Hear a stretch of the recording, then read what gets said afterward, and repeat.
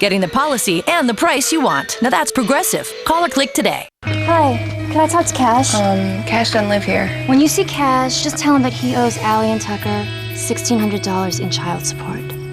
Wednesday on an all-new Friday Night Lights. You accept this kid, the team is going to accept him. I'm asking for your help. McCoy, get in. Have a drink, man. This is a party. Wednesday, all new, only on Channel 101, exclusively on DirecTV. Be very relaxed. It's not, and don't catch the blood. Hold on. Cut. It's gonna happen.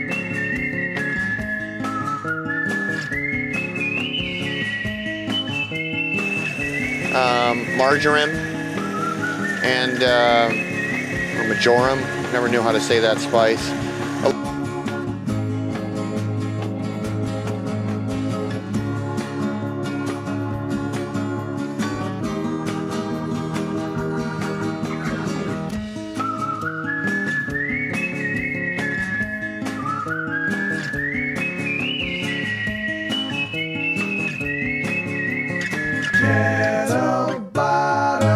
Outdoor pursuits.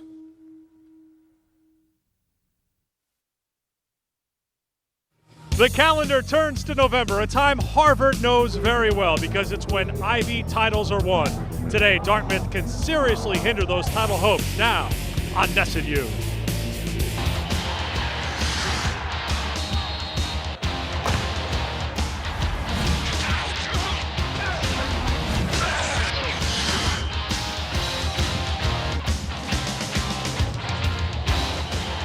From Memorial Field on the campus of Dartmouth College in Hanover, New Hampshire, this is college football on Ness and You. It's an Ivy League matchup between Harvard and Dartmouth.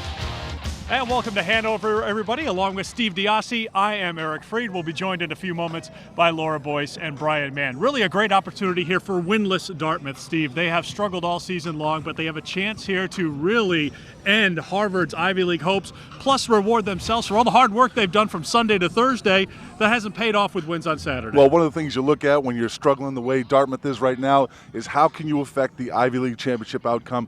And with Harvard leading the way in the Ivy League, this is a perfect opportunity for them to upset the apple cart a little bit. Let's see who can impact this game. First of all, for Dartmouth, Tim McManus was the starting quarterback last week against Columbia. This week he's back at wide receiver. Yeah, he's obviously the best athlete on the field for Dartmouth. They'll use him any way they can. If he has to throw the ball, he'll throw the ball. If he has to catch the ball, he'll catch the ball. It doesn't matter. Here's a guy that they realize that they have to get the ball in his hands whatever way, whether it's him throwing the ball, whether it's him catching the ball, or in certain cases running the ball. He is an outstanding athlete. He's a guy that can make a big difference in the game for Dartmouth, but again, they've got to find a way to get the ball in his hands. And again, he will be at wide receiver today and not at quarterback where he was at the start of last week's game against Columbia, making his first collegiate start. Now on the other side for Harvard, this is a team that's won 4 in a row. They can throw the ball. They're number 1 in the Ivy League when it comes to passing offense, and the number 1 target for quarterback Chris Pizzotti has been Matt Luft. And Matt Luft is an outstanding receiver for the number 9 passing offense in the country. He's a big target. He runs solid routes. He's got great hands, and he's as tough as nails. He's a guy that knows how to go up and get the ball, that Pizzotti knows that he can throw the ball in his general area and have a good chance of Luft coming down with it. Again, Dartmouth's going to be hard-pressed to do anything they can to stop this kid. He's an outstanding young athlete. Harvard's been banged up at the wide receiver position this year, but Luft has been a constant and been very consistent all season long. Harvard has already suffered 1 loss in Ivy League play. They cannot afford another loss in the Ivies. We'll see if Dartmouth can pull the big upset and knock off Harvard. The kickoff is next.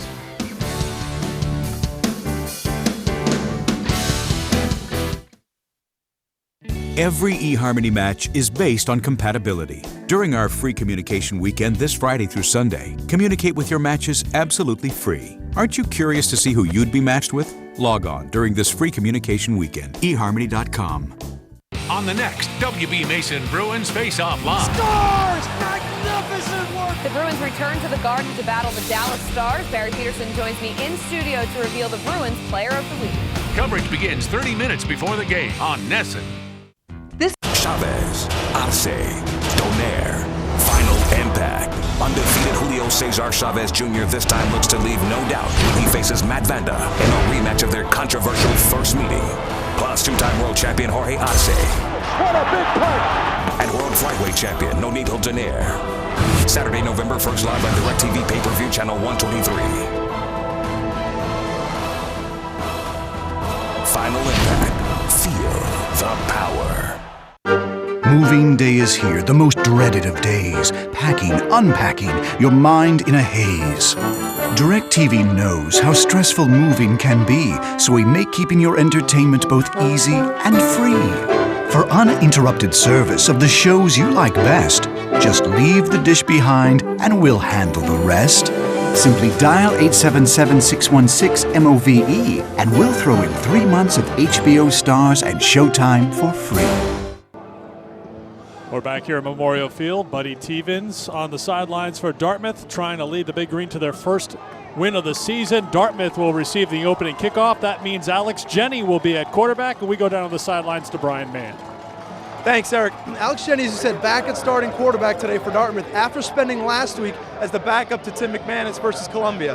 This is an incredible, difficult situation for any quarterback to be in, and what his teammates are going to look for is when he steps into that huddle, how is he handling that situation? Now, speaking as a quarterback who's been in a similar situation in his career, there's really only one way he can respond, and that's to play like the kid who won this job in the preseason. He can't play tense, he can't play tight, and he certainly can't look over his shoulder and worry about what's going on the sideline. He's got to focus on the Harvard defense, and if he's able to lead this team down the field early and put points on the board and be that offensive leader this team desperately needs, look for Dartmouth to give Harvard a run for their money today. Guys? All right, Brian, we'll watch that closely here this afternoon, and really that is the first and only game key in the mind of Buddy Tevens, how that starting quarterback performs here today. If he's out there with that authority that Brian talked about, Dartmouth has a chance. And Brian knows of what he speaks, a great quarterback in his own right, a guy that understands how important it is to show the team that you're in charge. Not only does it start in the huddle, it starts in practice during the week, and from the reports we've had, he stepped up pretty well. Patrick Long to kick it away for Harvard, and we're underway. Strong breeze at the back of Long, and you see that ball carrying into the end zone, but Dartmouth's going to bring it out with Peterman to the 15, trying to find some room at the 20, across the 25, and a good return to start things here on special teams for the Big Green as Peter Peterman, the junior, takes it out across the 25-yard line. And here is Alex Jenny. Came into the season as the #1 guy, but really for this Dartmouth team that will try a lot of things on offense. 6 different players have attempted at least one pass this year, so we won't see just Jenny probably doing it out there today, but he's been averaging 178 yards a game. Came in relief of McManus, who was the starter at Columbia. Came in the third quarter of that loss for the Big Green, 21-13 the final. Rob Mitchelson gets the carry on first down. We expect to see a lot of Mitchelson here today as Milan Williams, the senior and the #1 running back on this Dartmouth team, suffered a groin injury in that game against Columbia. The receivers need to step up as well. We've talked quite a bit about McManus, but Eric Paul and Philip Galligan are seniors. Galligan, #2 on the team, with 20 receptions this year. Jenny out of the shotgun after a loss of 2 on first down for Mitchelson. 4 wide receivers out there as Jenny sets up the screen to Mitchelson. And he's brought down. Guy who's in the middle of everything for the Harvard Crimson, the captain, the 135th captain in Harvard history. It's Matt Curtis. Curtis anchors that front line. Glenn Doris anchors a very strong linebacking core. The Doris-Schultz combination among the very best tandems in all of college football at this level. And that secondary, a lot of turnover from last year, but they have come into their own this year with Andrew Berry, one of the best in the Ivy. They don't even want to throw at Andrew Berry, most of the Ivy League teams. Third down play for Jenny. Across the middle, and a big hit there by the big hitter from the secondary. Colin Zitch was in there to knock it away, the sophomore out of Plano, Texas. And it's 3 plays and out for the Big Green. And I'd swear you could see Colin Zitch licking his chops when he saw that quick slant, because he was in perfect position and separated the ball carrier for the receiver from the ball. It was just a perfect hit. So Dartmouth will boot it away. Brian Scullin, who's done a very good job this year punting the football into the breeze here in the first quarter, and a fair catch is called for and a hit. That's going to be a 15-yard penalty on the big green. Look there, like maybe two guys from Harvard were calling for the fair catch at that point. Either way, you can't touch either of them. Paul Zukis is our referee here this afternoon in Hanover.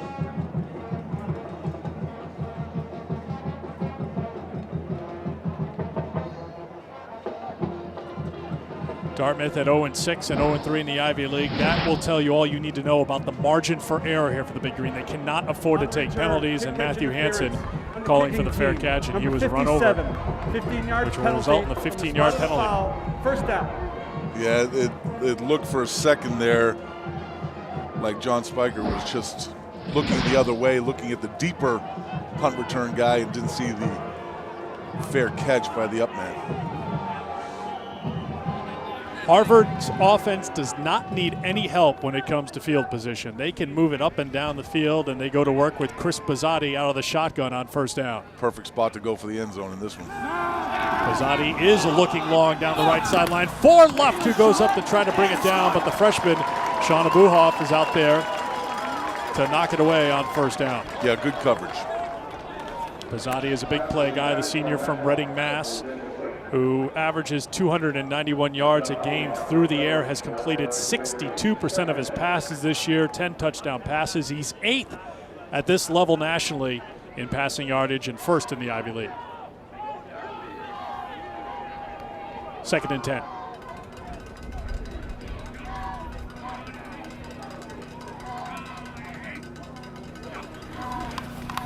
The delay to Ben Jenkins, and a big hole for Jenkins on second down. He's going to be 2 yards short of the first down. Harvard offensively has some depth to work with this week at wide receiver, certainly, with Levi Richards, one of the guys to keep an eye on. Chris Lordage returned to the lineup last week after an ankle injury, but they do expect Tim Murphy saying this week to have Cheng Ho up at full speed this week, one of their better runners. But that receiving core, with those losses this year of a couple of their key guys, Mike Cook with a torn pectoral muscle in the preseason, Marco Iannuzzi with a broken collarbone against Brown in the lone loss this year for Harvard.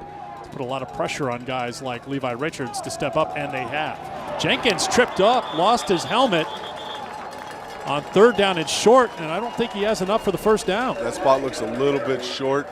Good play on the corner. Looked like he had a lot of area on the outside. Look at that, just a quick spot. I don't know how he lost his helmet on that. He must not have his chin strap buckled in that situation, but right there looks like he came up about a foot or two short. Harvard should have no problem going for this in this situation. Harvard will go for it on fourth down and short. 7 for 8 on fourth down this year are the Crimson. And here is Cheng Ho getting his first carry, stretches things out and turns the corner to get the first down. Well, it looked for a moment there that he was running out of room, but Ho, the talented runner from Augusta, Georgia, who suffered an injury in the win over Cornell, out there here today. Yeah, last thing you want to see in fourth and short yardage is any running back going sideline to sideline. I don't think that play was designed to go that far outside, but Cheng Ho, being quick and aggressive, was able to make the corner. Pizzotti scrambling, and will put it away and run it. Brings it down to the 21-yard line on first down. Dartmouth defensively is anchored by the strong safety, the senior from Burbank, California, Ian Wilson, who leads the team in total tackles. At 61, he has 20 more tackles overall than the number 2 man on Dartmouth's tackle list this year, Andrew Deedy. Now that's generally not a great sign when your strong safety has that big of a lead on everybody else. That means he's getting a little bit too much action in the secondary. But I've watched that kid since he was a freshman, and he was a guy that could make. That's a great hit there by Wilson. Speaking of the devil right there, I've watched him as a freshman and saw very early on that this kid has a nose for the ball. He's not a typical safety making tackles 10, 12 yards downfield. He's a guy that doesn't mind lighting it up. That's just a picture-perfect hit. That's a great job to hold on to the ball, too. But Ian Wilson is as active a safety as there is in this level of college football. He's a very, very good player. That was a first down reception for Harvard. Wilson with the big hit at the end. 1st and 10 from the 12. And Pizzotti will keep it. A lot of room for the senior, and he takes it into the end zone. Touchdown, Crimson. That's a big man rumbling and stumbling to the end zone. He took a couple of defensive backs down at the very end there. Well-designed play. Harvard has to pay attention. Dartmouth has to pay attention to the fake here to Ben Jenkins. And Pizzotti saw the hole open right away, and boom, he's just knocking guys around over there on his way to the end zone. This drive was helped by the 15-yard penalty assessed to Dartmouth after that opening punt. Give a lot of credit to Chris Lordich. He's the one who held on to that first down reception when he was hit hard by Ian Wilson. And on the very next play, Chris Pizzotti takes it in from 12 yards out to give Harvard the 7-0 lead. Now, I don't think that was an option play. I think that was a pre-designed fake draw and letting Pizzotti take it. And Dartmouth has no choice but to be over-aggressive defensively. They've got to find some way to stop this well-rounded Harvard offense. And anytime you're paying attention to Ben Jenkins, you have to pay attention to him when they give him that ball fake. And Pizzotti saw nothing but green in front of him. So the pressure is on Alex Jenny and the Dartmouth offense right away. And this has been a Dartmouth team that's averaging 13 points a game. They cannot let Harvard jump out and get distance here. Dartmouth has to come up with some stops. 7 plays, 57 yards for Pizzotti and the Crimson. Well, talking about this game beforehand, we knew that Dartmouth had to do a couple of things. They had to, first off, create some turnovers and give their offense pretty good field position, and they had to stay away from the 3-and-outs, which we saw in their first drive. The best thing you can do against Harvard is keep the ball out of the hands of their offense.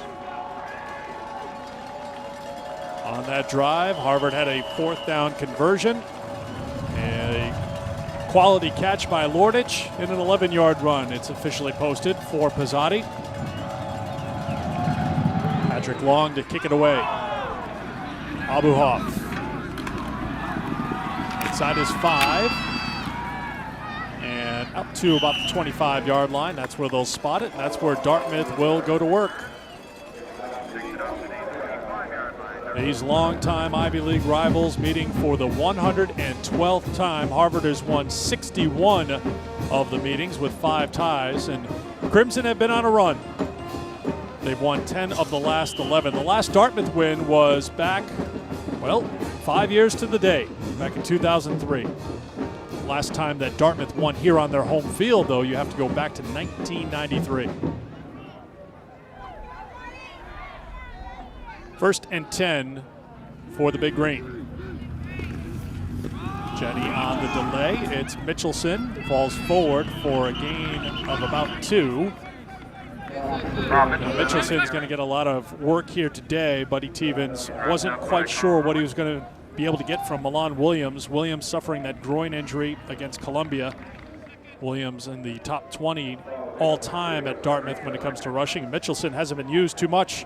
Came in with just 7 carries on the season. Jenny to pass on 2nd down. Has a man wide open. It's Kyle Battle. And Dartmouth has its first down of the afternoon. Nice high percentage pass there. Get Jenny into the rhythm of what he needs to do. He has the wind in his face right now. You don't expect him to attempt anything too far downfield, but just a well-thrown, well-executed play. And again, move the chains, keep the clock running. 1st and 10 for Dartmouth at their 37-yard line. Mitchelson is hit by Eric Schultz. Stopped at the line of scrimmage. Schultz coming off a huge week. 16 total tackles in the win against Princeton, and that was another hard-fought win for Harvard, 24-20, the final on the road. Schultz had the game-clinching sack in that game against the Tigers as well. Yeah, these 2 linebackers between him and Doris are as good as you can get in the Ivy League right now, and some would even say in the country at this level. Tim Murphy would say that, their head coach. 2nd down to 10. Mitchelson again. Anthony Spadafino came up. the sophomore to hit him at the 40-yard line. And Schultz and Doris, as you well know, Steve, how important it is to have that tandem, not just one guy you look at, but Doris and Schultz work so well together. How about Matt Hansen, the freshman who continues to play great football? Freshman out of Colorado who's had a takeaway in 4 consecutive weeks, the rookie of the week in the Ivy, and Schultz, the defensive player of the week in the Ivy. They just seem to produce outstanding linebackers at Harvard. They've done it for as long as I can remember. 3rd down and long for Dartmouth. Jenny with plenty of time throws it on the outside to Will Deavy. Deavy's going to be 2 yards short of the 1st down. We expect to see Deavy used a little bit here today. He's shifted over from backup quarterback, and Buddy Tevens saying he's going to use Deavy as a wide receiver, kind of in the McManus role, a little bit of everything. Sure. Well, he's actually even listed as a quarterback in a couple of the different media publications too. So I would have thought in that situation you want to get at least to the sticks, especially with a fast Harvard defense. Dartmouth will boot it away, sculling into the wind.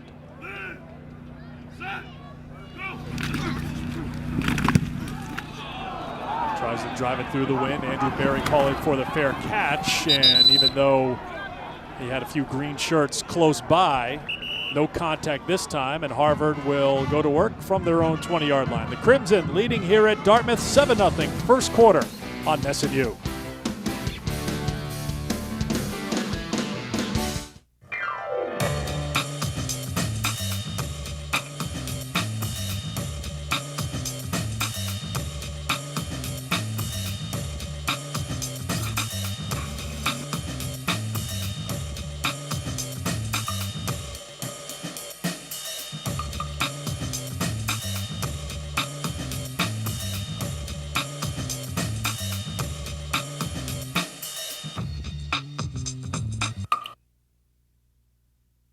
When you become a part of a sport at Dartmouth, you're becoming part of something a whole lot bigger than you ever could have imagined.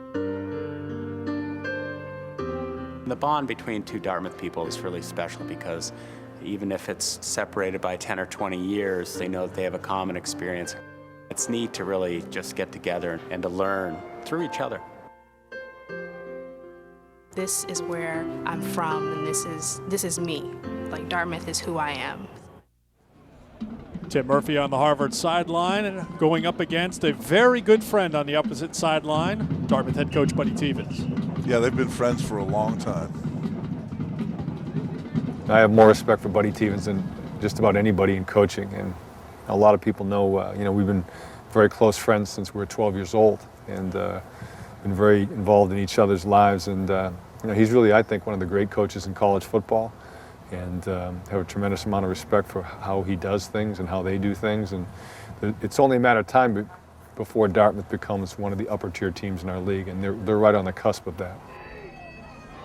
Back to age 12, that friendship goes, and they've had a professional relationship as well. When Tevens was the head coach at Maine, Murphy was an assistant coach there up in Orono. So they've worked together, they've been friends. They'll always be friends, but on a day like today, it's got to be a little difficult, and the whole week leading up when you're trying to figure out ways to beat your friend on the other side of the field. Well, you do know each other real well, so you would expect a little bit of a wash there in terms of knowledge of the other team, but nonetheless, you got to figure that Murph is feeling a little bad for his buddy on the sideline, suffering through a very difficult season for Dartmouth right now. Well, it is such a contrast because on that tackle was Aaron Lamontes, who's a freshman. There are so many freshmen and sophomores playing here for Tevens, whereas for Harvard, it's dominated by upperclassmen and guys who have been part of this system at Harvard that's produced so many great teams over the years. You can put it in the books. 7 wins every year, year after year. Pizzotti to throw on second down. To Jenkins, first down.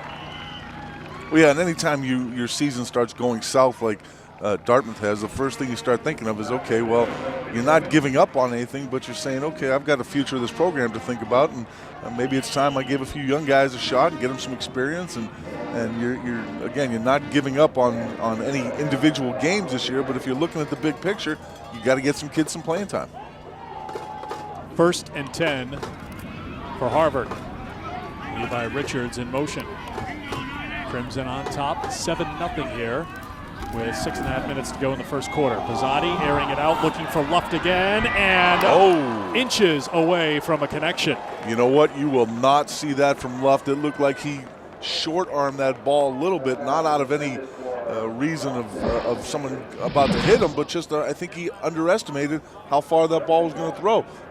This ball was thrown up. Very nice throw by Pizzotti. Look at that. His arms are not extended in that situation. See that? Yeah, he would like to have that one back. That was a very catchable ball. You won't see that from Matt Love very often. And that's the second time Pizzotti has targeted the freshman at quarterback, Sean Abuhoff. Richards comes around to carry it on second down. Short gain for Richards. We'll give him about 5 yards. And a third down play coming up for Harvard. Rehan Mutalib in there on the tackle. Well, anytime you miss after a long incompletion, you want to run the ball. They're still in that spread offense, but what do? You bring a receiver around, give the ball on the inside. Nice little gain of about 6 yards. Andrew Dede in there as well, number 2 on this Dartmouth team in tackles. Third down and a long 4. Pizzotti in trouble. Fumble. The ball's on the ground and it's covered by Harvard, but Dartmouth comes up with a key stop on third down. Now that's what you need if you're Dartmouth. You got to find a way to slow Pizzotti down. And when you look at what happens here, he comes around before he can even turn around. Mike Lawler is right in his face. Is that Mike Lawler, 79? Malcolm Freeberg. Malcolm Freeberg, okay.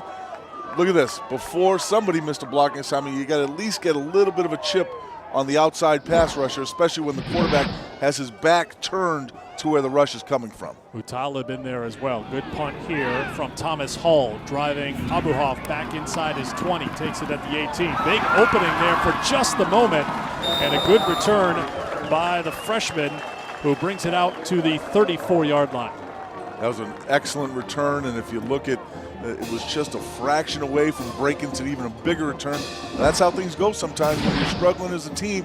You just need a little bit of room right here. A good block, didn't touch him in the back in that situation.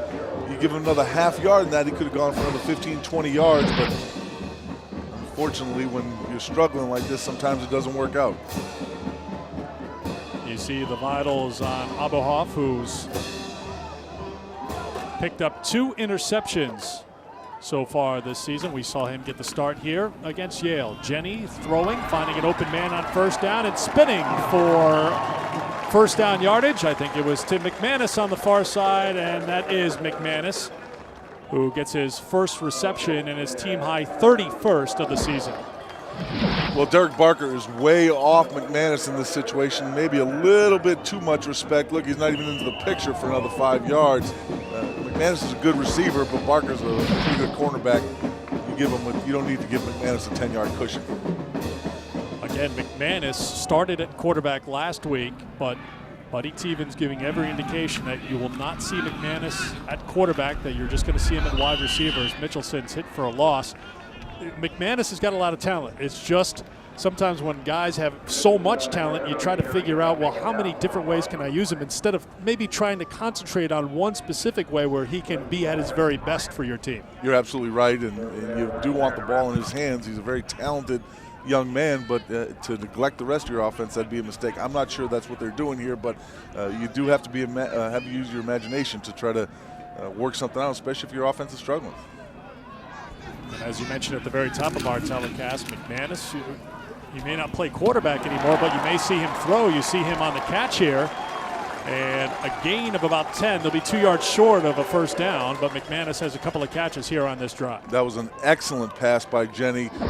Coming back outside, rolling against his arm, a little move to his left, sets up, sets his feet, drills the ball in there. That was pretty good coverage. Just an excellent throw by Jenny. One thing that Dartmouth has been trying to do with Jenny is move the pocket around, get some movement there. He's been hit hard a couple of times this year, and maybe he's a little gunshot. You know, you hear footsteps a little bit, but if you move him a little bit, perhaps it gives him the time. He has enough time there as he gets off a quick throw and a catch to McManus and a first down. Well, if I'm facing that Harvard defense, I'm finding a way to get away from that pass rush too. They don't mind bringing it. They have a lot of faith in their defensive backs. They've come up with some pretty good blitz schemes. But it's only self-preservation. It's common sense to give your quarterback a little bit of room to throw. Dartmouth moving the football down the field against Harvard. And even though Harvard has won 4 in a row and they're 5-1, one area of concern for Tim Murphy has been trying to get his defense off the field. He's seen teams move the ball down and keep that defense on the field for too long a period of time.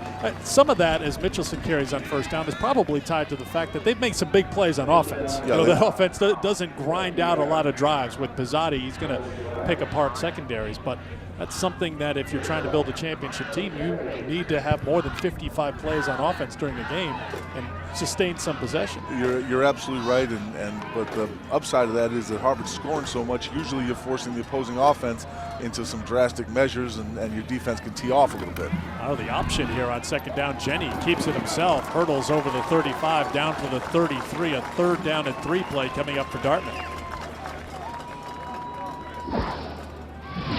Just a real simple option play right here. Jenny with the fake inside handoff here, coming down, trying to find somebody to make a read on.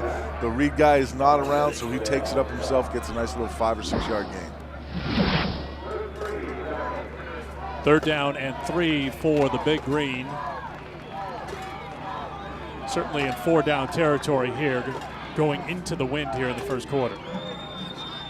Although the way Foley Schmidt was able to kick in the wind last week at Columbia, they would probably think about him from a long distance, but probably a little bit too long here. They're going to have to think about it here on 4th down, as Mitchelson is hit for a loss of about a yard. So 4th and 4 upcoming for the Big Green with less than 2 minutes to go in the quarter. Well, Sean Hayes just stood him up in the hole. There wasn't even a question there.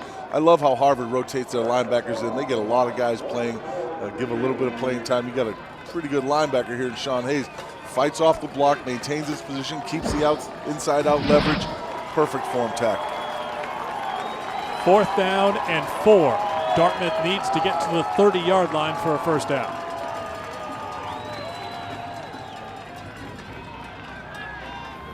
Jenny with time, throws it on the outside and overthrows his intended receiver, Galligan.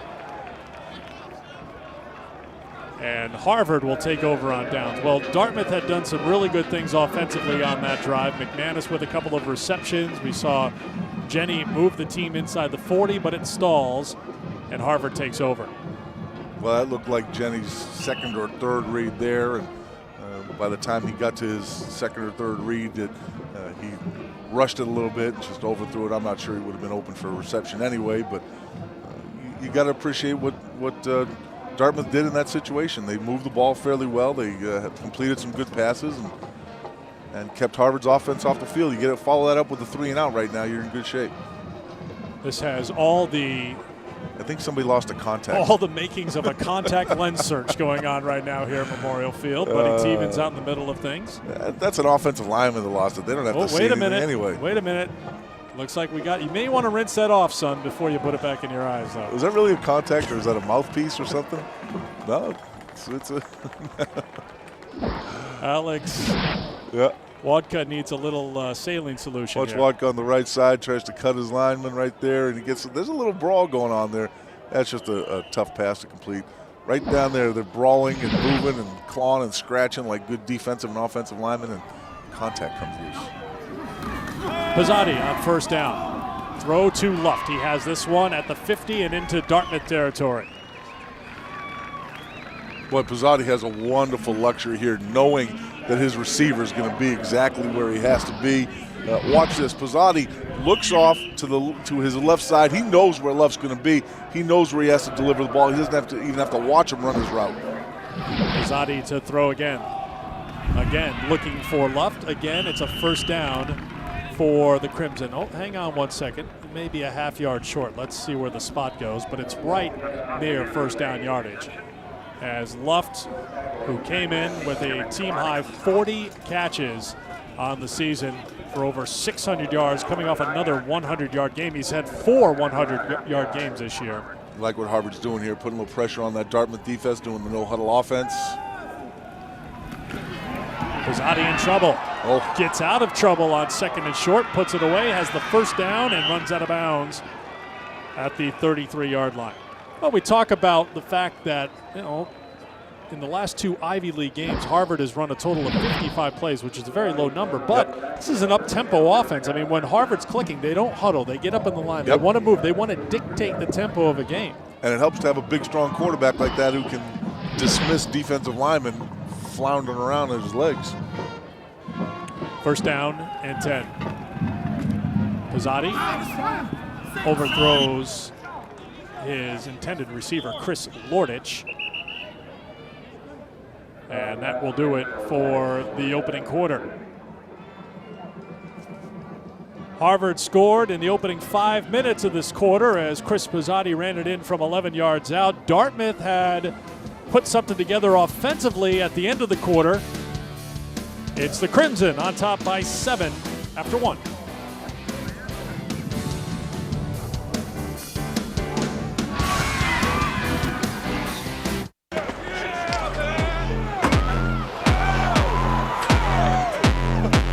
Wow.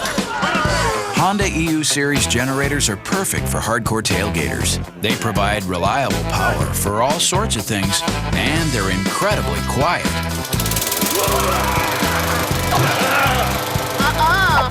I got this one. Which neighbors really appreciate. Honda generators. Bring it. I couldn't believe how much I was paying for health insurance before, but Mega specializes in affordable health insurance for families and for people like me who don't get health insurance where we work. Stop struggling to figure out how you can get affordable health insurance. If you're one of 45 million Americans without it, call the number on your screen right now to get affordable health insurance with the Mega Life and Health Insurance Company. I was struggling to find affordable health insurance for my family. What appealed to me about Mega is that I could tailor a plan that fit our needs, as well as our budget. I'm responsible for providing health insurance for my family. I work hard and I deserve a company that works hard for me. Mega, they saved me time and money. They got the coverage I needed at the price I could afford. Mega has been America's solution for affordable health insurance for over 20 years. To get a plan that's tailored to fit your needs, call the number on the screen right now. Do what we did. Call today.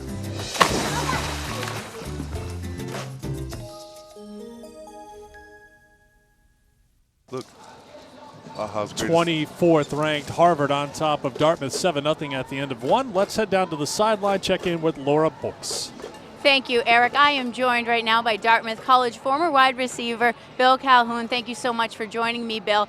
Bill was not only a part of the 1965 undefeated team, but he was a part of the 1966 team. He captained the team, and they shared an Ivy League title that year with Harvard and Princeton. Looking back, do you find that one game stands out in your mind over all the others? Well, the beating Princeton in the undefeated year was huge in front of 46,000 people at Palmer Stadium. The next thing we think about is the 66 season when we lost by 1 point to Holy Cross, and we had some tough calls at the Harvard game. So we came within 6 points of 2 undefeated seasons. So that's what we think about. We're still playing that last night, replaying those ball games. And you've had an honor to play with guys like Mickey Beard and Hank Paulson. Do you get to hang out with the guys anymore? Well, we don't see him. Unfortunately, Mickey has died. I've seen Hank through the years, which has been fun, and now I just watch him on TV as he tries to fix our economy. Well, thank you very much for joining me. Back to you guys. All right, Laura, thank you very much.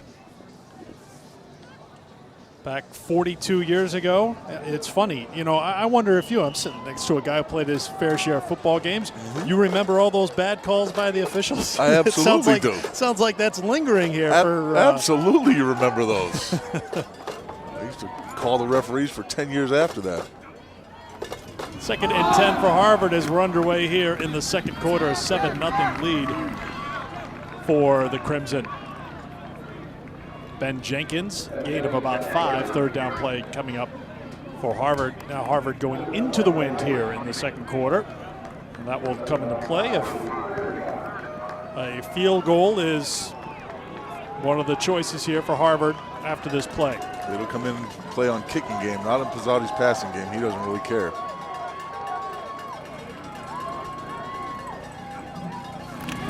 Pizzotti to the ground on 3rd and 5. Jenkins stood up by guess who? Ian Wilson. It's enough for a first down for Harvard, but Wilson delivering the hammer. I mean, this is an excellent run. Ben Jenkins coming around the corner, but look who's here, one of the best tacklers in all the Ivy Leagues, maybe even in the country. He's just an outstanding player. That's a form tackle. You might get 2 of those a year if you're a good player. He seems to do 2 a game.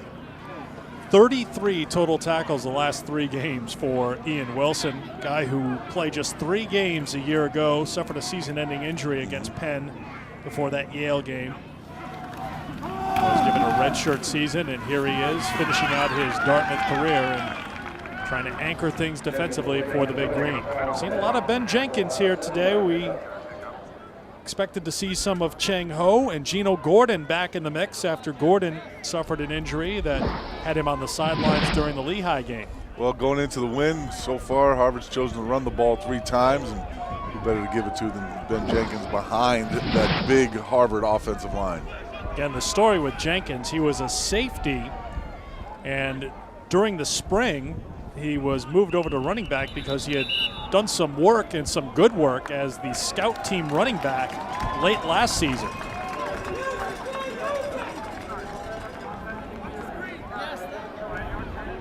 Second down. Of course, last season was an undefeated year for Harvard in the Ivy League as they won the championship. And Jenkins helping out in any way he could to get his teammates ready to take on Yale, and that ended well for Harvard. So Jenkins now a running back here for the Crimson. And you got to love that flexibility in a coach when he sees something happening on the field, not afraid to take advantage of it, and that situation worked out great for Jenkins and Harvard. Pizzati to throw, throws it to the outside, and it's an incomplete pass as Luft takes it out of bounds. So a 3rd down play coming up for Harvard. Yeah, ball floated a little bit on Pizzati into the wind. Luft was open for a short gain, but ball hung up and dragged him out of bounds.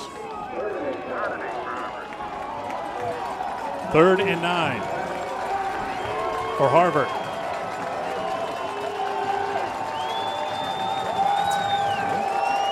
Think about bringing it if I was Dartmouth. What do you got to lose? Richards in motion. Pizzati out to Richards, trying to move it outside, nothing there. Andrew Dede read it well, got to the outside, and brought Richards down. 4th down, and the field goal unit comes on for Harvard. Outstanding play by the inside backer, Andrew Dede, right here. He sees the wide receiver screen, comes flying all the way from his inside backer position. Pretty good job on the outside, too, forcing the receiver to go to the outside. Dede with great speed to the sideline. 34-yard field goal attempt for junior Patrick Long, who's 9 of 11 this season. Kick is up, and the kick is good. So Patrick Long converts from 34 yards away to put Harvard on top of Dartmouth 10-0 here in the 2nd quarter. Strange that it feels like a win when you hold Harvard to 3 points. That's true. You know, you're Dartmouth, and your season's not going the way you want. Your defense is not as good as you'd like it, and all of a sudden you turn in the beginning of the 2nd quarter and you hold them to 3 points. That feels like a win. Well, Harvard comes in averaging 27 points a game. That's 1st in the Ivy League. Yep. And Pizzati and Murphy have been accustomed to getting it into the end zone. We talked about it during that Lehigh game that we worked together, Steve. What about Pizzati's pro future? You see the ranks and how he's done so well. And obviously Pizzati would like to play on Sundays next year. And yep. What have you seen in him that gives him a chance to be a guy who could play at the next level in the NFL? The first thing you look at with an Ivy League player that dominates the way Pizzati does is, okay, you can still dominate in the Ivy League and be maybe an inch too short, a fraction of a second too slow, have a little bit less of an arm than an NFL-style quarterback. He's got none of those issues. He's big, he's strong, he's a smart kid, and his arm strength is absolutely fine to play in the NFL. So he's got all those intangibles that scouts will look at. Now it's a matter of they're going to detract automatically for the experience. It happens all the time, the caliber of play. But for the most part, they look at the pure numbers, and pure numbers look like they give him a shot. Abuha takes it out to the 30-yard line. You said those nice things. I didn't even have to tell you who Chris Pizzati says is the best player he ever faced. Zach Diassi. So right? now you know that. Interesting. Would you like to increase the things you said and bring it up to the next level? Unfortunately, I don't recall my son's team ever beating the Harvard teams. They've had opportunities. He always had good games against them, and Brown had some big-time shootouts against Harvard when Zach was playing, but they never were able to finish it off, even having some leads going into the third quarter. So Pizzotti, again, when you look at it, and I looked at my son the same way. He was, you can have an Ivy League linebacker that can dominate, but he might be, 6 foot, 6'1". He might be 228 pounds, and he can still dominate and still play the game in a fantastic way. But, I look at my son was a little under 6'5", 250 pounds, ran a 4.58 in the combine, bench pressed as well as anybody in the linebackers in the combine. Those numbers moved him into a draftable scenario. The numbers that Pizzotti has, they're not going to worry about his speed. They're not going to worry about how much he bench presses, but they're going to look at his height. They're going to look at his frame. They're going to look at his throwing strength, and they're going to look at his ability to make reads. And all those things are in his favor. He doesn't have some of the things that would you have to have to come out of the Ivy Leagues and play in the professional ranks. You have to have better than average numbers like that, and Pizzotti has all of those. Pizzotti has led Harvard to a 10-0 lead. Now Alex Jenny on the field to try to get Dartmouth on the scoreboard here in the second corner. 1st and 10 from his own 30-yard line. And that first down pass is dropped, thrown just a bit behind the tight end John Gallagher, the freshman out of Salem, Oregon. Second down coming up. Salem, Oregon. I love that about the Ivy Leagues. You can do an Ivy League game. You look at the rosters. You look at the books, and you say, okay, you got kids from Salem, Oregon. You got kids from Augusta, Georgia. You got kids from California. You got kids from all over the country. Knowing what an Ivy League education means, and knowing the level of football, and knowing that you can have a great college experience, I love to see that in the Ivy Leagues. The delay to Mitchelson, the junior from Oklahoma City. Go up and down the lineup. Mobile, Alabama from Alon Williams. Mitchelson from Oklahoma City. Nate Service, who will get some time in the backfield from Milwaukee. And then you got a New England kid in Nick Schwieger from Norton, Mass. But unfortunately, Schwieger unable to play here today. Suffered a knee and ankle injury last week against Columbia. Buddy Tevens thought this week that it wasn't going to be serious enough where it was going to need some surgery. That hopefully that Schwieger, who's played very well here in his freshman year, would get a chance to come back before the end of the year. Jenny to pass on third down. Plenty of time, and another one that hit hands as Philip Galligan was coming across the middle, but he couldn't hold on to it. I'll tell you one thing. It looked like Colin Zitch might have got a finger on that to disrupt it a little bit. As you watch the replay, pretty good pass by Jenny. He makes a good read, turns his back to the rush, stands in the pocket well. Right there, something distracted. Let's see if Colin Zitch gets a lit. Nope, he just had a chance to make that catch. You got to make those. You don't have the opportunity to make mistakes versus Harvard. They don't give you all those chances. Brian Scullin the punt this time with the wind at his back. Puts it high in the air for Andrew Berry, who backpedals at the 20-yard line. One thing, too, for Dartmouth that you noticed on that play, too, is Harvard brought some pressure. This Dartmouth offensive line that has had a lot of players come and go due to injuries. They knew it was going to be a transition year at the front line heading into this year after losing 4 seniors from a year ago, but they did a good job against Harvard that time to give Jenny some time, and Jenny has had some time here today. And he stood in the pocket. He actually turned his back to the rush, which is the scariest thing for any quarterback, especially when your offensive line is in transition a little bit. So, it's a matter of trust between the offensive line and the quarterback, and it goes the other way, too. You got to, as an offensive lineman, you want to believe that your quarterback's going to stand in there. 1st and 10 for Harvard from the 21-yard line. Here is Cheng Ho running hard and a good carry on first down. A gain of 16 yards, and was the football lost? He was down. He was down is what Steve Diassi says. You could hear the crowd reacting, and you saw the reaction from some of the Dartmouth players, but Ho has first down yardage and a little bit more. Oh, Cheng Ho looks healthy to me. This is a perfect cut, good blocking, and another cut upfield. I love the way he cuts to get yardage. He's not cutting to go to the sideline. He's cutting to get upfield. He's down right there. His hip was down. His looked like his right hip was down when the ball came out. But looks pretty healthy to me. Looked like Ho wasn't so sure, though, because he went reaching for that football as it That's just reaction, natural reaction. Ball is spotted at the 40-yard line. 2nd down and 7.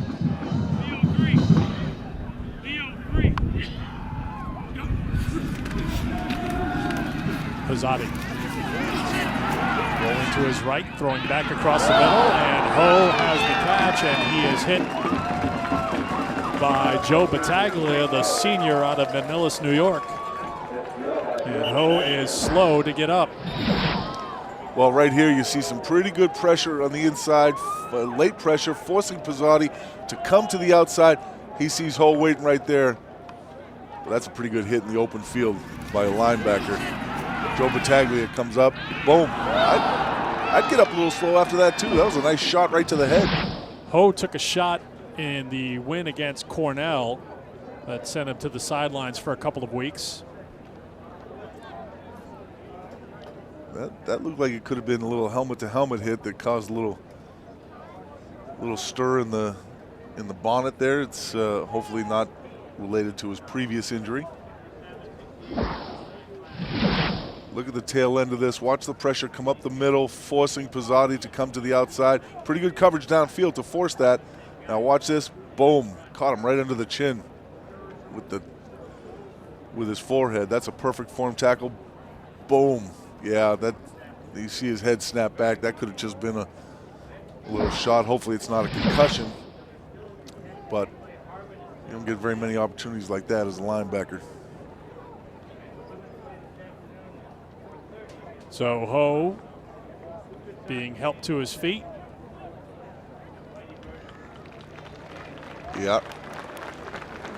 Doesn't look like he's limping. Doesn't look like his arms are hurt at all. That might have been the problem with those concussions. Is not only does it get your head spinning, you get nauseous and you feel like you're walking on the moon sometimes.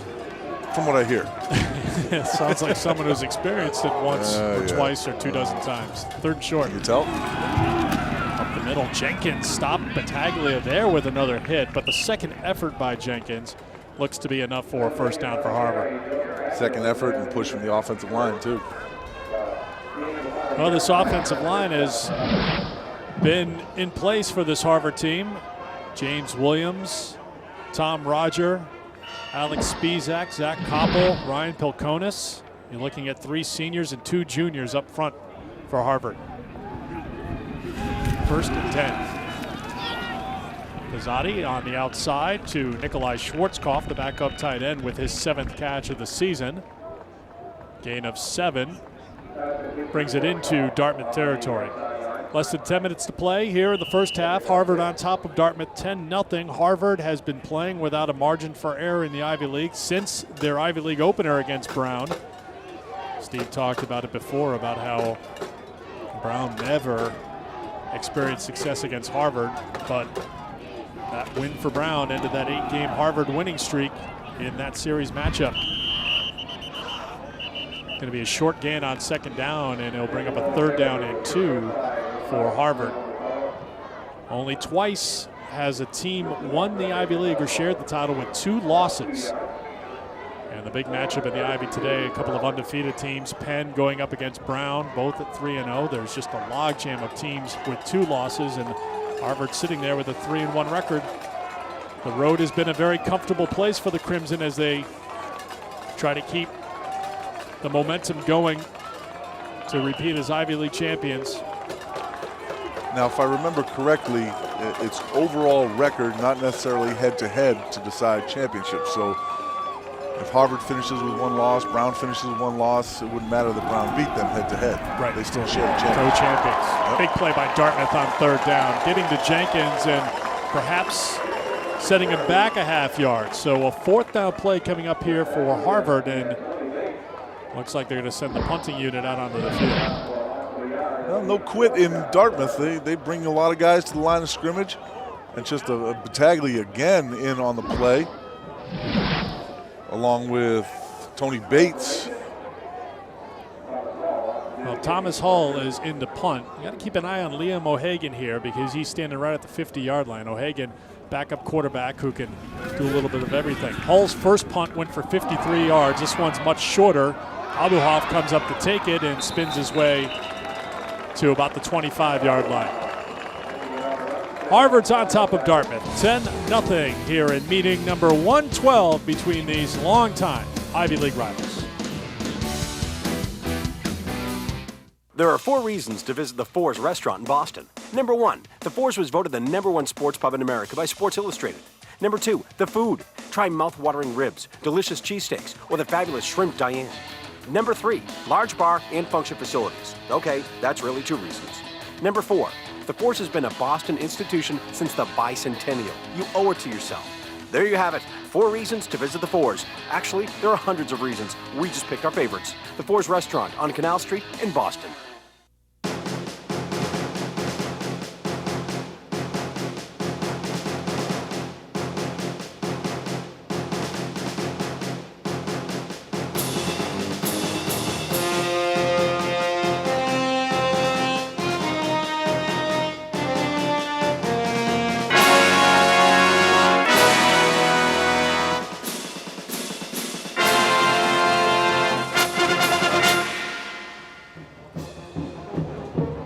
Dartmouth ready to take over on offense here on their home field, and Hanover trailing 10-0 down to the sidelines. Brian Mann. Thanks, guys. You know, when you play football in November in New Hampshire, you think the snow is going to be the weather that comes into play. Of course, a beautiful day out here today, but the wind has really started to pick up. You saw when Harvard had the wind at their back in the first quarter, they were throwing the ball over the field, took a couple of shots downfield deep to left, and now that they have the wind in their face, they haven't been able to throw the ball as much. They've been throwing to the outside a little bit, a couple of screens, forced them to go back to the running game where they haven't been as successful. And of course, you've seen the last couple of drives, they've been held to a field goal and of course had to punt there. On the other side, Dartmouth now with the wind at their back, they've been throwing the ball a lot more, have been moving the ball a little bit better. So as we move through this game, we'll see just how much of a factor that wind plays. Guys? Well, Brian, you played here quite a bit at this field. How does it affect when you're going into the wind as opposed to with the wind at your back? Now, Jenny comes on the field. As you mentioned, the ball's going to sail a little bit here. How is that going to affect the quarterback like Jenny here in the second quarter? Well, you know, to be honest, I'm not sure how much it affects Jenny. I don't think he's thinking about it, but I'm sure it affects the offensive coordinator and the type of plays that they're calling.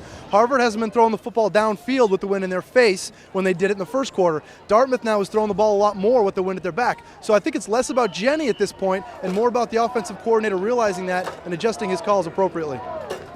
Mike Hodgson, the offensive coordinator for the Big Green. Jenny, 6 of 10, 42 yards so far in this game. First down and 10. Jenny to pass, throws it on the outside to McManus. Gain of 5, and a late flag comes in, and I think it's going to be a personal foul against Harvard for roughing the passer. There's a flag down. Yeah, it looked like a little bit of a late hit on the quarterback. Personal foul, roughing the passer. On the defense, number 49, 15-yard penalty is enforced from the spot of the catch, automatic first down. Senior Sonny McCracken whistled for the penalty. McCracken has been hampered by injuries throughout the season. He gets hit for the penalty flag, and that's going to move Dartmouth out to the 45-yard line. Just a little over-anxious in his return to the field. Thought he had a shot at the quarterback, ended up a step too late. Harvard's been averaging on the season 50 yards in penalties per game. To the ground, and there is the captain, Matt Curtis, in the backfield. Curtis 4th on the team in tackles, but he's approaching double figures where it comes to tackles for a loss this season. Well, Matt Curtis just makes a nice little swim move here. He's been in that backfield quite a bit. He's also been pushing his offensive linemen back into the Dartmouth backfield, disrupting some of the plays. They haven't had any answer for him yet. You see coming into the game, 8.5 tackles for loss this season. That was a loss of 3. Jenny the pass out of the shotgun again with time. Airmails that one, and it's almost intercepted by Harvard. Hit hard on the play was Carol Papajohn, the backup tight end. He was the intended receiver. And it looks like Anthony Spadafino that comes in, laid up a little bit high, but there was pretty good coverage underneath, and that's it. Spadafino comes in going for the interception, ends up making a really nice hit, and the tip almost went to Barker for that for the play. That was a great hit, but he would much rather have the ball instead of a great hit. Yeah, it's a tough place and a tough position to put your receiver in. 3rd down and long. Take the handoff. Jenny rolls out, has a little room this way, gets to the 50 and into Harvard territory. They're going to mark the ball at the 49-yard line. They'll bring up a 4th down and 4 at midfield. Thought he had a little room to cut back inside. They're going to be forced to punt in this situation. Pretty good coverage downfield by the Harvard secondary, not allowing anybody to get open even after the scramble. So Scullin and Dartmouth, it would appear, will try to bury Harvard deep.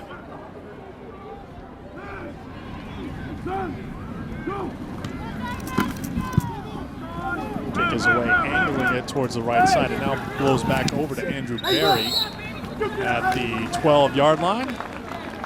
And that's where Harvard will go to work. 1st down and 10, leading by 10 here in the 2nd quarter.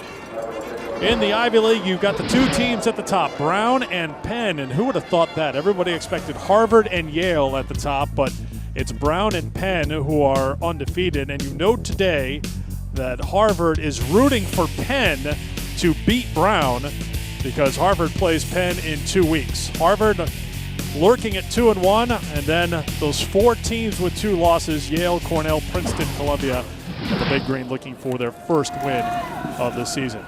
Pizzotti, lots of room on the right side, throws and completes for the 1st down. Pass is caught by Matt Luft, but a flag is thrown at the 15-yard line. Probably ineligible receiver downfield. Is that what you were going to say? Did I interrupt you, Steve? Nope, not at all. You weren't going to say usually holding right nope. there, right? Okay. I was going to say usually when you have a receiver stationed on the sideline like that, you're going to get somebody covering them rather tight, but with Pizzotti rolling out like that. An eligible receiver downfield on the offense, number 65. 5-yard penalty from the previous line of scrimmage. Replay, 1st down. Didn't get the message in the huddle that it was a pass. You got a lot of people to keep on the same page in the huddle. Right, come on. That's right. These kids are from Harvard. Are you kidding me? So they'll bring it back inside the 10-yard line. A 3-and-out here. Dartmouth all of a sudden changes the way this game looks going into the half. Pizzotti with lots of time throws it out to, there's Gino Gordon, his first touch of the afternoon, and Gordon has a gain of about 7 with 5.5 minutes to go, clock running in the 1st half. Pizzotti's getting pretty good protection, but the secondary for Dartmouth is doing a pretty good job taking away his reads. Look here, he gets a little late pressure, but for the most part, he's fine right there. There's nobody around him, but he has to dump it off to his checkoff guy in the back, Gino Gordon, for a short gain. 2nd down, 7 for Harvard, leading 10-0 2nd quarter. Give up the middle to Gordon, and Gordon moves the football out to 1st down yardage. He was stopped at the 20, but kept the feet moving, and that's going to be a 1st down for the Crimson. Royce Egaloo, the freshman from San Antonio. Not just the inside draw, handoff, had him there, but Gordon keeps the feet moving. Enough for the 1st down. Egaloo with the tackle, but it's the 1st down carry for Gino Gordon. 1st and 10. Pizzotti again with time. Scrambles, will tuck it away, and is tripped up, knocked out of bounds after a short gain. Again, pretty good coverage down the field, forcing Pizzotti to pull the ball and run. Watch this, at the end, boom. Spencer Hood trying to get a little piece of Pizzotti in the end, and then Coach takes a dive. Gotta be careful, gotta watch out. That's a dangerous part of the sideline. That's Charlie Weiss. Well, Tim Murphy can take a hit, though. He can move a little quicker to it. Pizzotti will pitch it out to Gordon. big collision right at the first down marker. It's going to depend on the spot. Could be very close to another Harvard first down, as Jenkins had the majority of the carries in the first quarter. Now Gino Gordon, you see his numbers this year, taking over in quarter number 2 with Chang Ho on the sidelines. Gordon, the leading rusher for this Harvard team this year, but this was going to be the week where they had all 3 running backs present and accounted for, but Ho leaving with an injury, so it's now down to what appear to Jenkins and Gordon. 3rd and short for Harvard. Rosati on the option, tucks it away, and well, when you're 6'5", you can fall forward and pick up a first down. Basically, a good lead gets you the first down.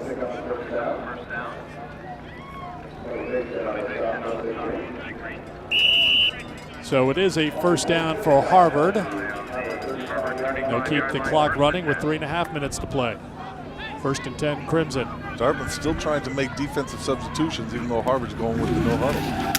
Rosati will throw long. He's been looking for Luft on this side of the field, on the right side of the field, and flags come flying in. It was intended for Levi Richards up the right sideline this time, and it'll result in a pass interference call on Dartmouth. Yeah, and that's just a product of the ball being underthrown, and one of your defensive backs, it looks like Robbie Craddock, ends up. I remember you're throwing the ball back into the breeze here. Ball hangs up a little bit, and watch this, the defenders. Pass interference on the defense. That's just number a tough, 34. tough play. First off, you're 15-yard beat. penalty from the previous line of scrimmage, automatic first down.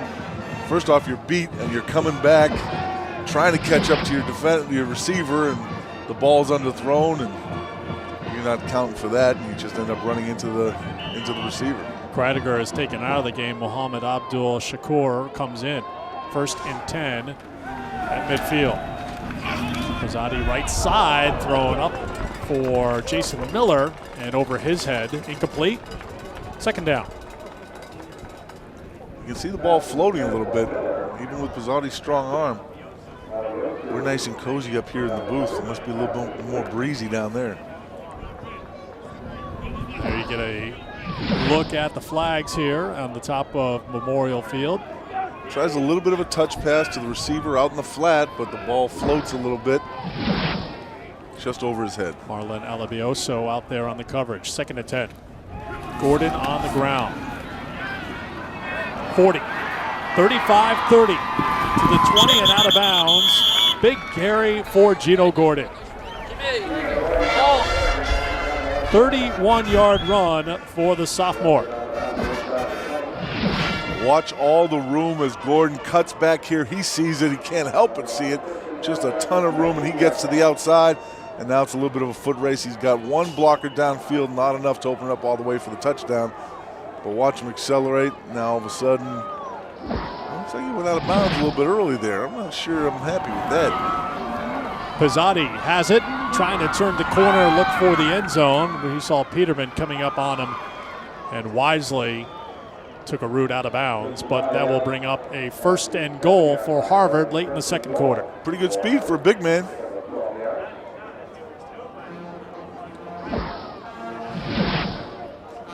Watch Gino Gordon right here. He's got a good couple yards before he has to actually go out of bounds. Not sure what that was about, but you know, he's on the field. He's seeing what he sees. He's a pretty good running back. I'm not going to question his judgment. Oh, yes, I am. Excuse me. I am actually going to question his judgment on that. Well, Gordon, who am I kidding? Gordon's trying to get in the last word. He carries it inside the 5.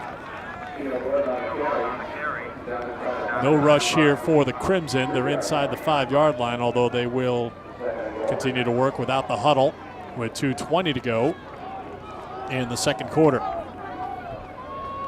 Jason Miller lined up at fullback in front of Gordon. Luft in motion. Pizzotti to pass.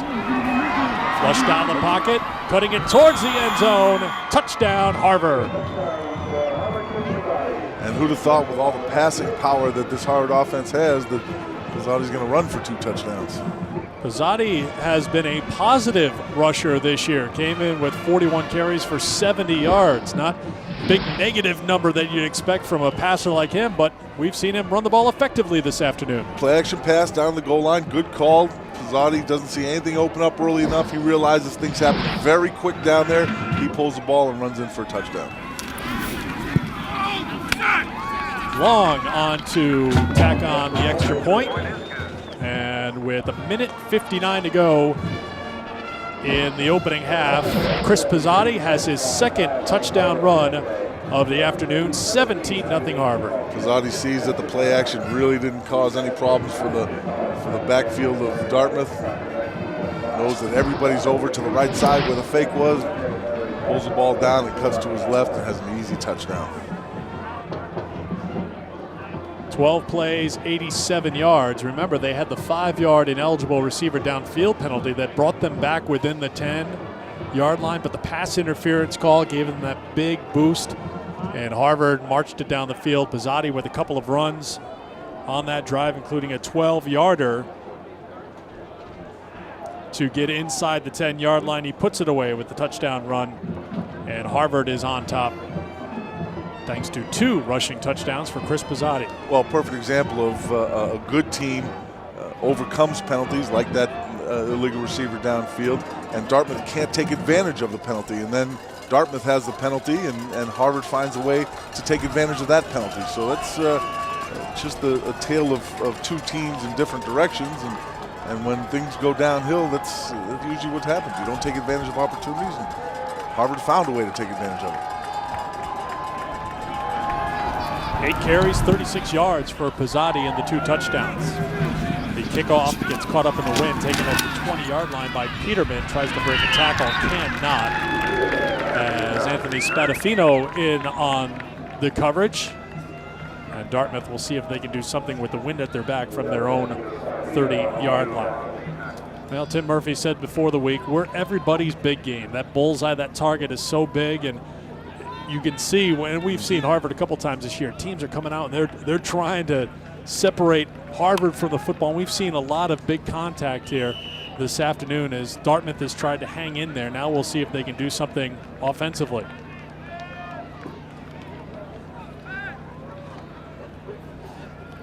Alex Jenny sets up the screen left side. Nate Service has the first down across the 40-yard line. Well, I don't know how many times you see that, but you see it in college, you see it in the NFL, you see it all throughout football. To start off a 2-minute drive when you're backed up a little bit in your own end of the field, you start with a nice little safe screen and see where it takes you. You get anywhere from 10 to 15 yards. Now you're in more manageable territory and see what you can pull off from here. 1st and 10 with 1:12 left to go, second quarter.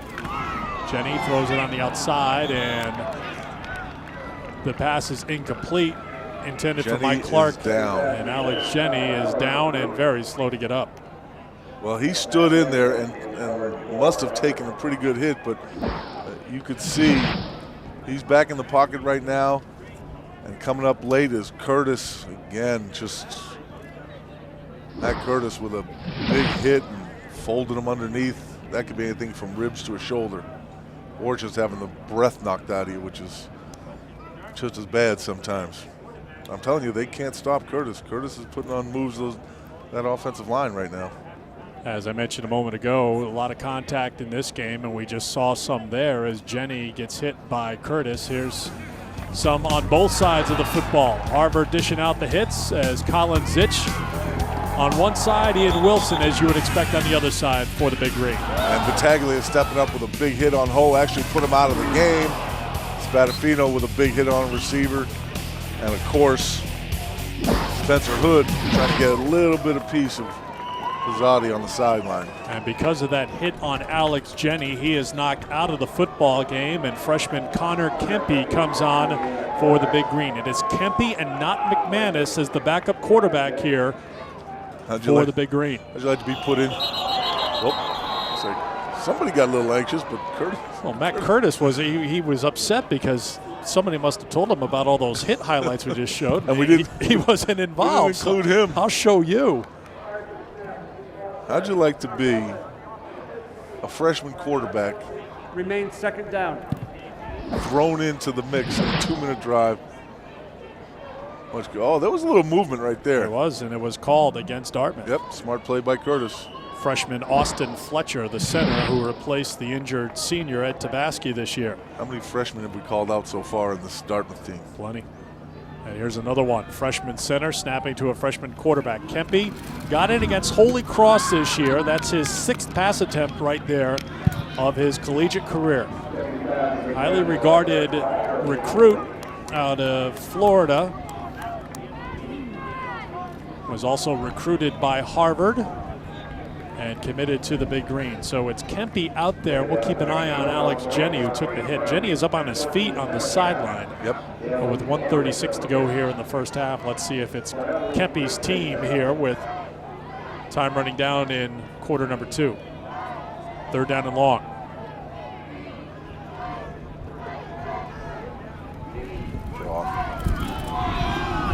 To service. It's about to the 41-yard line. I think that's where they will spot it. It'll bring up a 4th down and 11, and Harvard uses a timeout. Well, good play. Get the ball back with 1:20. You never know what the punt's going to do or what your return man's going to do, but Harvard not taking anything for granted, even being up 17-0.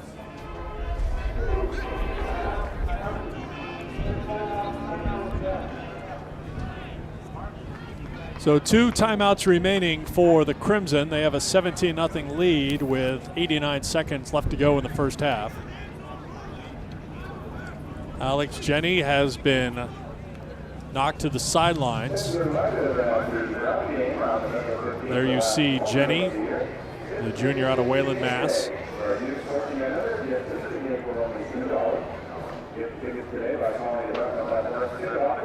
Doesn't look too hurt. Might have just got a bell rung a little bit or the breath knocked out of him. Really no problem with what Jenny has done. The team moved down the field a couple of times. If you're going to judge someone on getting into the end zone, that is an issue. But Jenny's numbers 8 of 14 for 61 yards. Hasn't turned the football over. Punting situation here for Dartmouth with Brian Scullin on with the wind at his back. 10 up for Harvard too. Now they drop off, 1 man off. Scullin gets it away. Wobbly kick taken by Hansen at the 23-yard line. And Hansen, after a return of 5 yards, brings it to the 28-yard line. That's where Pizzati and Harvard will go to work with 2 timeouts remaining and 1:19 left to go before the end of the first half. I think quarterbacks just love this situation. You got a couple timeouts. You got a defense that you've done okay against so far, and now you got a chance where you know you're just going to try to light it up a little bit. It's got to be a comfortable situation for Harvard with a 5th-year senior at quarterback, and they're used to this situation, kind of keeping the tempo up and moving and making the right decisions. They'll begin with the draw play. Gino Gordon has 1st down yardage and a lot more out to the 44-yard line. They'll stop the clock, move the chains, and Harvard will jog up to the line of scrimmage with 1:04 to go. Now, just like we talked about with Dartmouth, you start the 2-minute drive with something safe. You go instead of the screen, you use the draw. Gino Gordon, excellent running back, positive yardage. Now you're in great position to get something done. Pizzati to pass with time, running out of time, and he still gets it away to Gordon.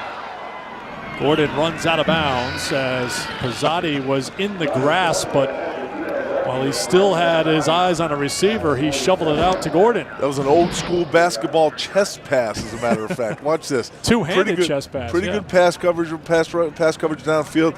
Look at him. Before he goes down, he's strong enough to not let that defensive lineman drag him down. He just does a little two-handed chest pass to Gordon, and Gordon's smart enough to get out of bounds. 55 seconds to go, second quarter.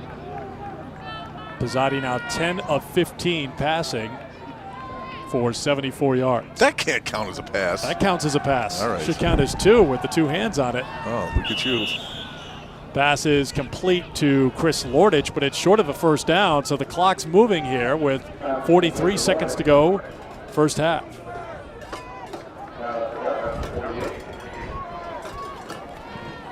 Back to the ground. Gordon has the 1st down and breaks the tackle to get a few more yards inside the 35 to the 34. Harvard doesn't have to use a timeout here because it's a 1st down carry. The clock is stopped with 30 seconds to go in the second quarter. They moved the chains, and Harvard's already at the line ready to run the next play. You just get the feeling, as you mentioned before, this is a situation that Pizzotti loves, that he craves a moment like this. He's going to tuck it away. Gordon tries to spring him on a block. Pizzotti's hit hard, and a flag comes flying in, which will stop the clock. Pretty good hit by Spencer Hood. Quarterback stood up.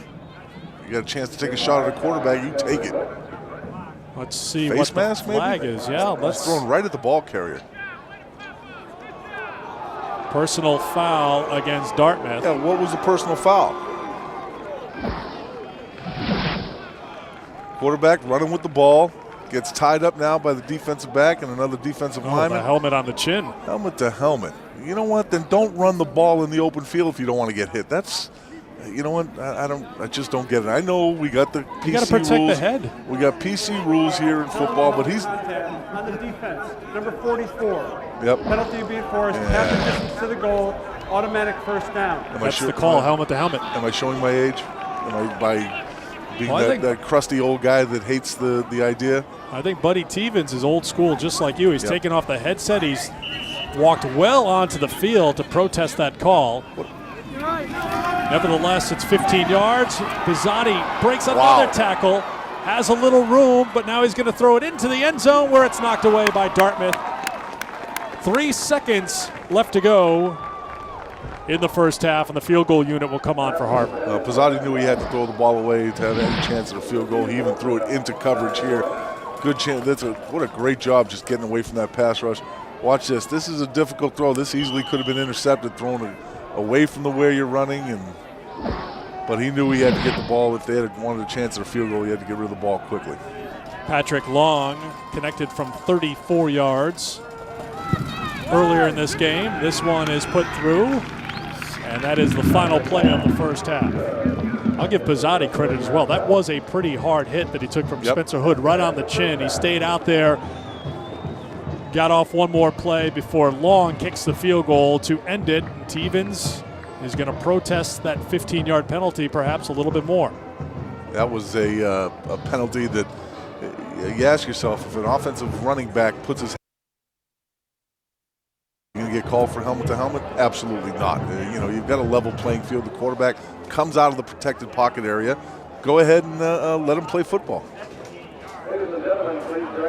Now the officials are giving Tevens a lot of time to state his case, but now he'll walk towards the locker room, and that will be it for the first half with Harvard on top 20-0. Let's hear from the Crimson head coach, Tim Murphy's with Laura Boyce. Thank you, Eric. Coach, Chris Pizzotti ran in for 2 touchdowns. You're ahead in the half, 20-0. How'd you feel like the team did? A very solid half. Defense set us up with some good stops, got some field position.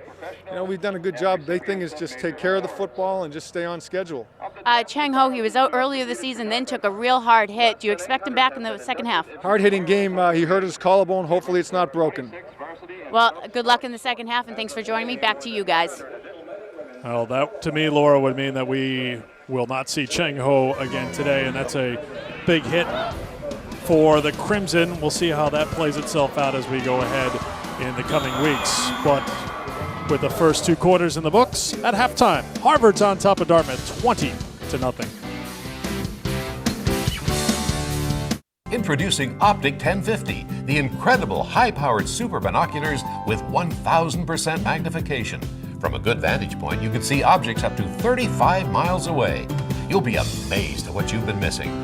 I would recommend the Optic 1050 to any sports fan or outdoorsman.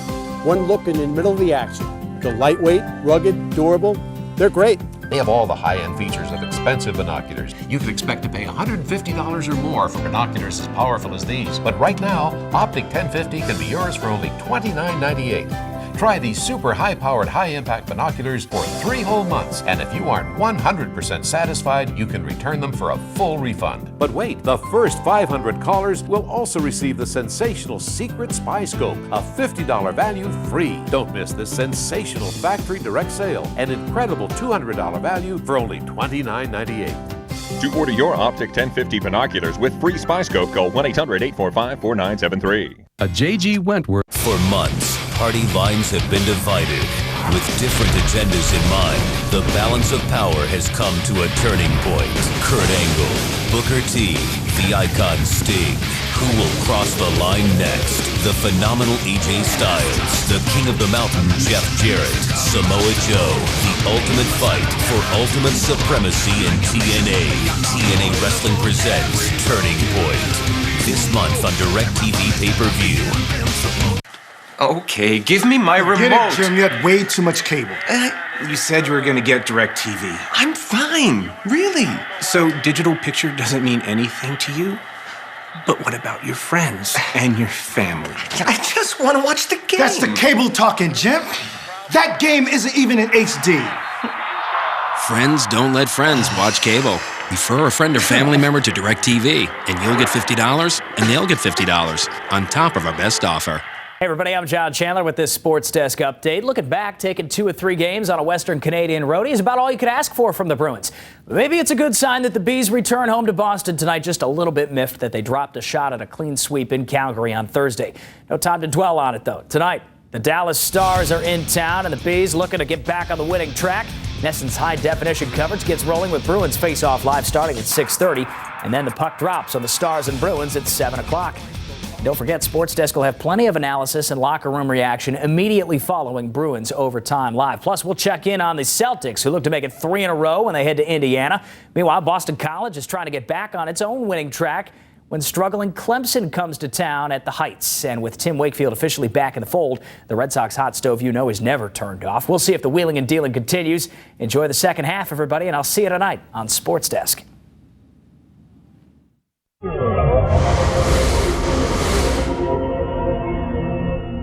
Look closely at History in the Making. This is one of the last $5 Indian head gold pieces ever struck by the U.S. government.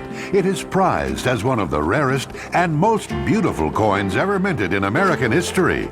Now, National Collectors Mint announces a private minting of the famed $5 gold Indian head design as a non-monetary 24-karat pure gold clad proof. An Indian chief in full war regalia is sculpted deep into the surface, then gloriously crowned with 13 stars. On the reverse, the brilliant and majestic eagle grasps an olive branch, symbolizing peace. The final issue price is set at $40 each, but during this special release, you can own our magnificent gold-clad Indian head proof for just $19.95. Strict limit of 5 proofs per order. Call now. Call 1-800-614-9045. That's 1-800-614-9045. Strict limit of 5 proofs per caller at 1-800-614-9045. I couldn't believe how much I was paying for health insurance before, but Mega specializes in affordable health insurance for families and for people like me who don't get health insurance where we work. Stop struggling to figure out how you can get affordable health insurance. If you're one of 45 million Americans without it, call the number on your screen right now to get affordable health insurance with the Mega Life and Health Insurance Company. I was struggling to find affordable health insurance for my family. What appealed to me about Mega is that I could tailor a plan that fit our needs, as well as our budget. Now I'm responsible for providing health insurance for my family. I work hard and I deserve a company that works hard for me. Mega, they saved me time and money. They got the coverage I needed at the price I could afford. Mega has been America's solution for affordable health insurance for over 20 years. To get a plan that's tailored to fit your needs, call the number on the screen right now. Do what we did. Call today.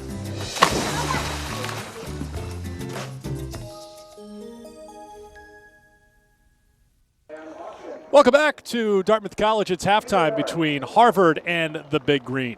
Last November, a great friend and perhaps the greatest supporter of Dartmouth College athletics passed away. Kathy Slattery Phillips was the sports publicity director here for 24 years, a writer, photographer, and, by the way, ridiculously good golfer.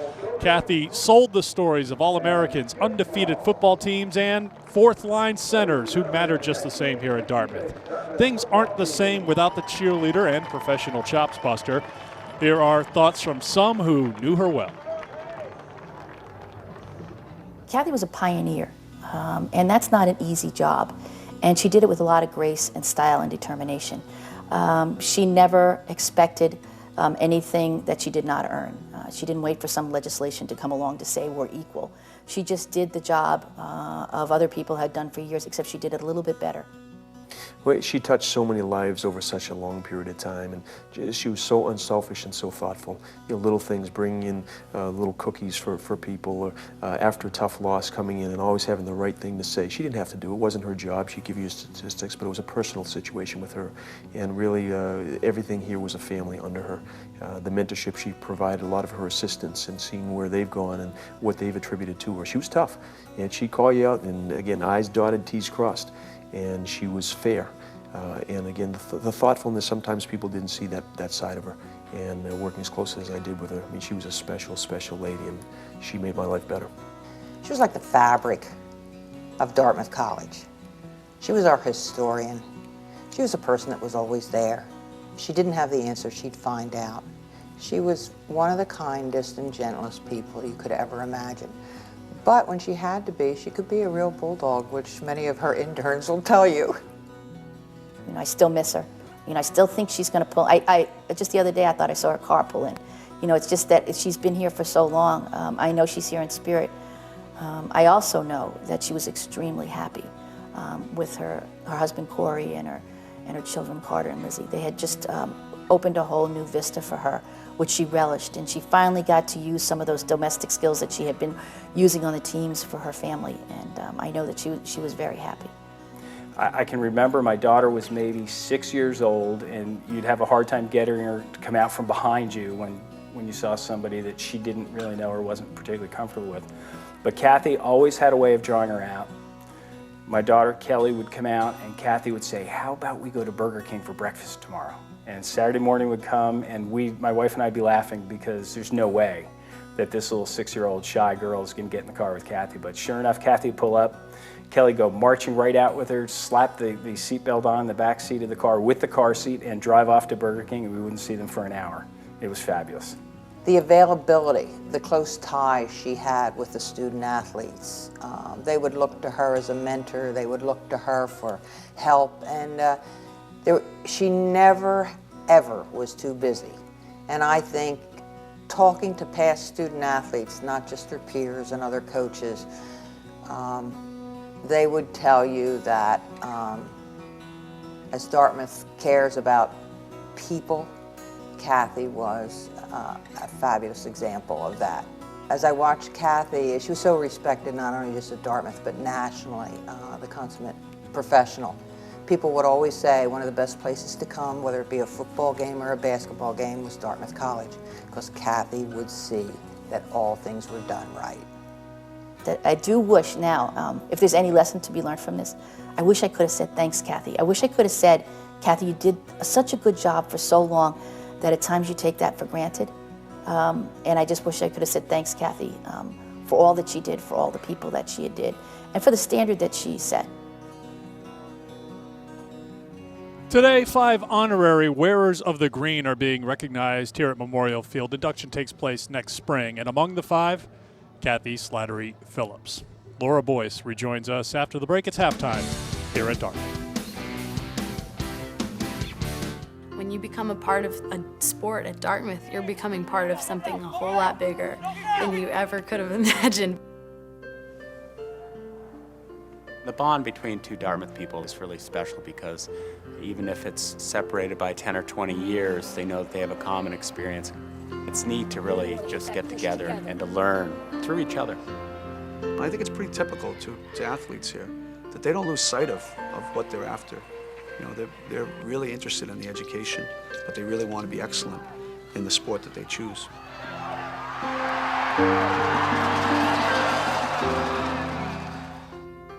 Greats have come before you, and greats are here now, and greats are going to come after you. So it's not about you. And so it's a place that you're surrounded by energy and passion. This is where I'm from, and this is me. Like, Dartmouth is who I am. All my life, I wanted to play Harvard football. I'm studying to be a physician, but I was born to play basketball. First time I stepped on that ice, I got goosebumps. It was the first round of the championships. We were like this team out of nowhere. We came from behind and won. First win ever by a number 16 seed over a number 1 seed. And everyone was like, Harvard? You never know what's gonna happen. Harvard versus Yale. oldest rivalry in college football. And in the last 42 seconds, we scored 16 points to tie the game. He's got it, and it ends 29-29. What a finish! Man, I want to play in a game like that. I don't think I was really aware of the history until I got here and saw the fans. The year we won the NCAA title, that was big. Lane McDonald led the team to a 4-3 overtime victory over Minnesota. Fans were going wild. I want to make them go wild too. Harvard Sports. Come watch us play. Come watch us play. Come watch us play. Well, welcome back to Memorial Field in Hanover, New Hampshire. Right now I'm joined by Bernie Corbett, voice of Harvard Radio. Great first half for your Harvard team coming into Dartmouth, who is an 0-6 team. They're leading right now 20-0. Yeah, great start for Harvard in the first half. I mean, obviously, if they have any aspirations of an Ivy League championship, this is one they need.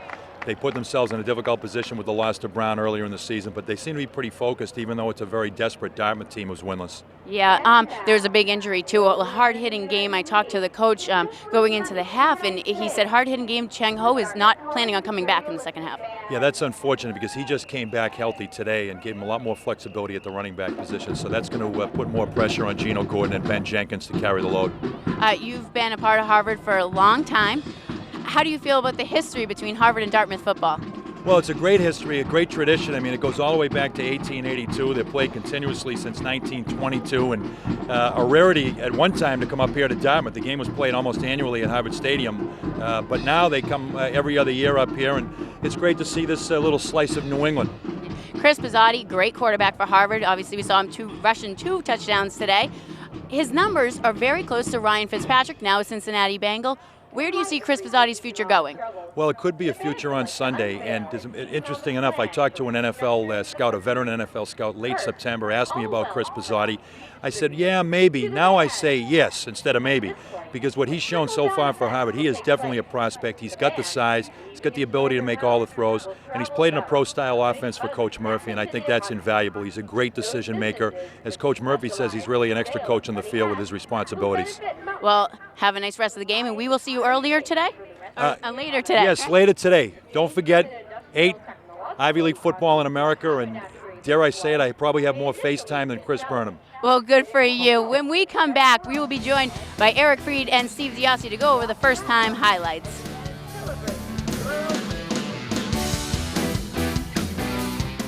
Brown, Columbia, Cornell, Dartmouth, Harvard, Penn, Princeton, and Yale. Synonymous with academic and athletic excellence, the Ivies have the broadest intercollegiate programs in the country. That means more teams, sports, and student athletes than any other intercollegiate athletic conference. These men and women combine national competitive success with the best academic records in the NCAA. Experience the Ivy League yourself at ivyleaguesports.com.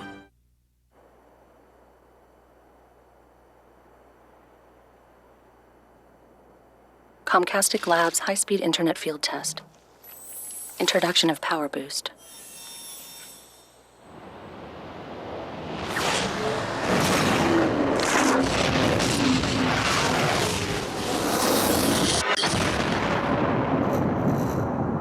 We never stop making faster. Comcast high-speed internet with Power Boost.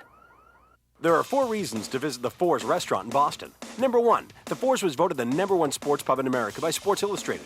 Number 2, the food. Try mouth-watering ribs, delicious cheesesteaks, or the fabulous shrimp Diane. Number 3, large bar and function facilities. Okay, that's really 2 reasons.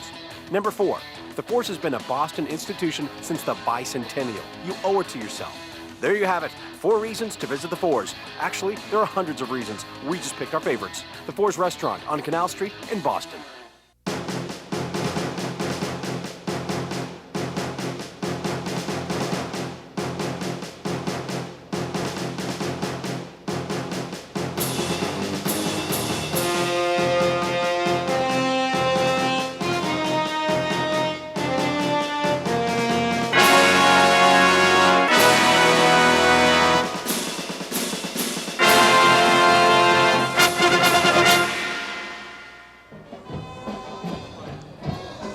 Crimson making their way back to Memorial Field for the start of the second half. Harvard on top of Dartmouth at the break, 20-0. Eric Freed, Steve Diassi, Brian Mann, Laura Boyce back with you here in Hanover, New Hampshire, as Harvard trying to win their 5th consecutive game and keep their position and hopes for an Ivy League title, making it back-to-back Ivy League titles very much alive. And we'll keep an eye on those out-of-town scores as we go along in the second half. But right now, let's keep an eye on those first half highlights as Chris Pizzotti rushed the ball 9 times for 43 yards and 2 touchdowns. Harvard was able to move the football. Dartmouth brought a little bit of a physical element as well. Well, anytime you're out, man, you want to try to just amp it up a little bit, and Battaglia and Wilson stepped up with some big hits, and Spadafino from Harvard came across over the middle. But again, you look at Gino Gordon here making some good runs down the middle. He started off in the third quarter after Cheng Ho went back out, and Ben Jenkins was not in. And of course, Pizzotti, in no rush just to pass, he'll run for the touchdown too. On the goal line situation right here, he saw that nobody was open, tucked the ball in. He's a big man who moves pretty well. Good job by Pizzotti in the first half. Pizzotti with the 43 yards on the ground, 80 yards through the air. Harvard outgained Dartmouth on the ground, 183 to 17. Harvard had done such a great job throughout the last few years of keeping opposing running backs under that 100-yard mark. But the last 2 weeks, somebody ran for 100 yards on this Harvard defense, but they recommitted to stopping the run here against Dartmouth. Yeah, they certainly did, and they brought their linebackers up to the line of scrimmage a few times. They've given their cornerbacks a little bit more man-to-man coverage, and they've allowed their safeties to roam a little bit free, and you've seen a pretty good job by the Harvard defense overall. When we come back, we'll have the start of the second half with the Crimson on top of the Big Green by a score of 20-0. If you have a stress... The power is in your hands for the most interactive pay-per-view event ever. WWE Cyber Sunday. Batista goes for the gold against the champion Chris Jericho, and you choose the referee, Shawn Michaels, Randy Orton, or Stone Cold Steve Austin. And Triple H will defend his WWE Championship, and you choose the challenger, Jeff Hardy, Vladimir Kozlov, or both. You and the WWE Universe are in control. WWE Cyber Sunday, playing this month on DirecTV pay-per-view. Hi, can I talk to Cash? Cash doesn't live here. When you see Cash, just tell him that he owes Allie and Tucker $1,600 in child support. Wednesday on an all-new Friday Night Lights. You accept this kid, the team is going to accept him. I'm asking for your help. McCoy, get in. Have a drink, man. This is a party. Wednesday, all new, only on Channel 101, exclusively on DirecTV. Well, there you see freshman Connor Kempe, who came on at the end of the first half. He is warming up to get ready for the start of the second half, but so is Alex Jenny. And Jenny in that first half was 8 of 14 for 61 yards, but he was hit late in that half by Matt Curtis, knocked him out of the football game. We'll see who's out to start the second half. I would think it would be Jenny. He didn't do anything to cost him his position in the first half, and looks to be okay from what we're able to watch here before coming back from that commercial break and what you're watching here live with us right now. Looks pretty healthy right there. You're right, he's done a reasonable job against a pretty good Harvard defense. You know, they don't have much of a running game right now, makes it a little bit more difficult to pass, but if you ever want a chance to get back into this game, you got to go with your top guns, and Jenny's your guy. Let's check in with Brian Mann for more on the Dartmouth quarterback situation. Brian. Thanks, Eric. I had a chance to talk to Coach Stevens as he came out of the halftime. A couple of things he pointed out. They're really shooting themselves in the foot. We saw some of those costly penalties they had earlier on. Dropped a couple of passes on 3rd and long that would have sustained some drives. Now, he did talk about Jenny. Jenny's okay from that. We saw him that slight injury earlier in the half. He's going to be okay. He's going to go. But Connor Kempe is going to see a lot of time. He said he's got to do something out there to try to find a way to get the ball in the end zone. So both guys are going to have a chance to play here in the second half. All right, Brian, thanks very much. And that's what we talked about at the end of the first half. You can do some positive things throughout the course of the day, but at the end, when you're the quarterback, you're going to be judged and graded on, did you get the team into the end zone? Absolutely agreed. And the bottom line, you have to. And again, if you want to get your team prepared in the long run, you got to start thinking that way. And if Connor Kempe, a highly recruited quarterback, is maybe your guy of the future, you get him sometime. And you saw on the opposite sideline, Liam O'Hagan very close to his head coach, Tim Murphy. That would be an indication that Chris Pizzotti was banged up on that helmet-to-helmet hit at the end of the first half. He stayed in the game, threw the ball into the end zone. Harvard ended up getting a field goal, but no sign of Pizzotti on the sidelines right now as the second half kickoff takes a flight through the end zone, and it'll be a touchback. So Liam O'Hagan will come in at quarterback. Now, Tim Murphy, you talk about the depth of this Harvard team, and we've talked about it on the defensive side of the ball and what we've seen at the running back position, but nowhere is their depth more apparent than at quarterback. Pizzotti has been the guy, but before Pizzotti was the guy, it was O'Hagan who was the guy at quarterback. Yep. So, despite his only 2 attempts this year, he has a ton of experience for backup quarterback. O'Hagan is more of a runner, and that's saying a lot when Pizzotti racked up some pretty good yardage on the ground, and right out of the blocks, it's a 9-yard gain for Liam O'Hagan. The senior out of Minnetonka, Minnesota, was injured against Lehigh last season, and that led to Pizzotti taking over as the starting quarterback. Pizzotti has been doing nothing but winning, 16-2 as a starter, but there's the shot that Pizzotti took late in the first half. Again, he stayed in the game at that moment, and we took a look at it and say, well, that was a pretty good hit that he took right Spencer Hood got him under the chin, and maybe it's just preventative measures. This game, Harvard might think they have this game in hand. Dartmouth not doing anything offensively, so maybe this is a preventative measure for Coach Murph. It's certainly not a huge drop-off in experience. Obviously, production, Pizzotti being one of the best quarterbacks in the country, the production is going to suffer a little bit, but in terms of pure experience and running an offense, O'Hagan's got plenty of experience. 1st and 10 for the Crimson. O'Hagan will keep it himself. This is what he can do so well. O'Hagan getting up into Dartmouth territory, down to the 41-yard line. That was just a nice read by him, running the option. Watch that, he's got the receiver out there as a pitch guy, makes one move, realizes he's got some upfield space, tries a little stiff arm there. It doesn't work out too well, but nonetheless, that was a long gain, and you can see what kind of wheels that Liam O'Hagan has. O'Hagan has logged some playing time this year, now trying to show off that arm, and it's a little overthrown, intended for Levi Richards. Incomplete pass, going for a long completion on 1st down and 10. But this is a 5th-year senior at quarterback, much like Pizzotti, a guy who's got a ton of experience, and you have to give credit to a guy like Liam O'Hagan, who was the #1 guy.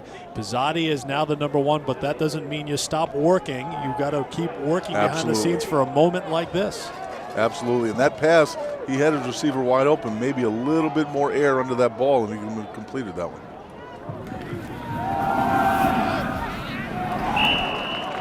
Dartmouth there to stop Jenkins on 2nd down. Spencer Hood's the one who delivered the hit on Pizzotti. That was whistled for a 15-yard penalty, and he's here to get Jenkins. This kid Spencer Hood is all over the place. He's got some excellent speed sideline to sideline, and as we saw earlier, not afraid to mix it up either. 3rd down and 9 for O'Hagan and the Crimson.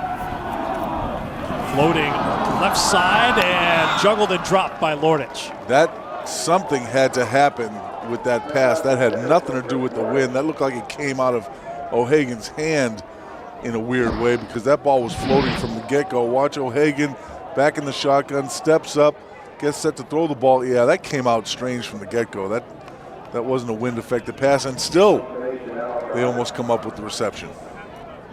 That very easily could have been an interception too.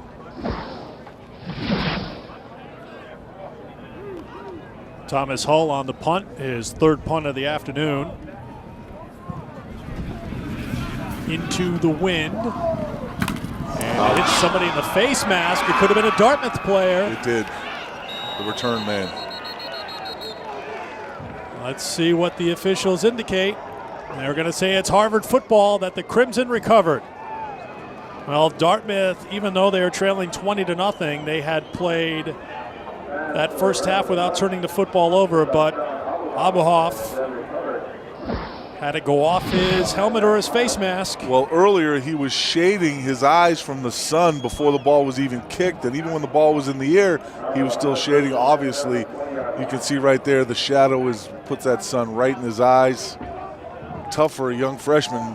I was thinking earlier in the first half, in a windy condition, you got a freshman out there returning punts. That's a lot of faith, and this wasn't the wind, this was the sun that caused that. Well, here's Pizzotti, so he's okay. O'Hagan got a chance to start in the second half, and Pizzotti comes right back out there, scrambles and finds a tight end. Miller reaching for the end zone. Touchdown, Harvard. Well, we talked about that room for error, and being a Dartmouth team that's struggling as they are, you have very, very little room for error, and one of the biggest errors you can come up with is a muffed punt in your own side of the field. And watch Pizzotti here back in the game, scrambling a little bit. All of a sudden he looks like he's going to run. He's run before, so they're wary of it. He sees his tight end wide open.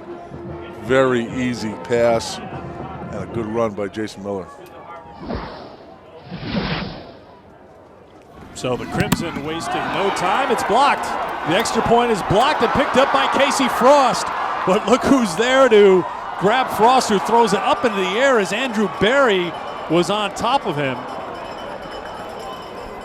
Yeah, not a lot of guys are going to outrun Andrew Berry.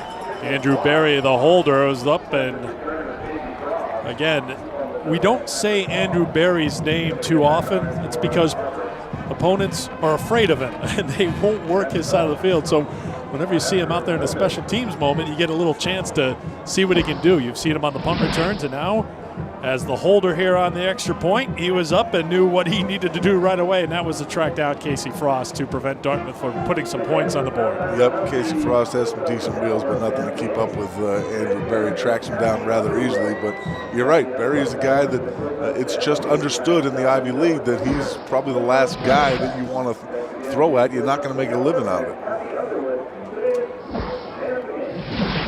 So Pizzotti is okay. Yep. And, I think we were within our right to make the assumption that we were not seeing him because of injury, because of the way that hit looked. We saw a great look on the replay with Hood putting the helmet on Pizzotti's chin, but you can see he's all bandaged up, but that is not a glass jaw, apparently, for Chris Pizzotti. That kid's pretty tough if he's going to be out there and get back out there and throw a touchdown pass to go along with his 2 touchdown runs. Well, he comes in, throws 1 pass for a touchdown, and now he can go back and relax. And it looks like Liam O'Hagan was talking again to Coach Murphy on the sideline, so you never know if he's coming back in or not. But this game well in hand for Harvard.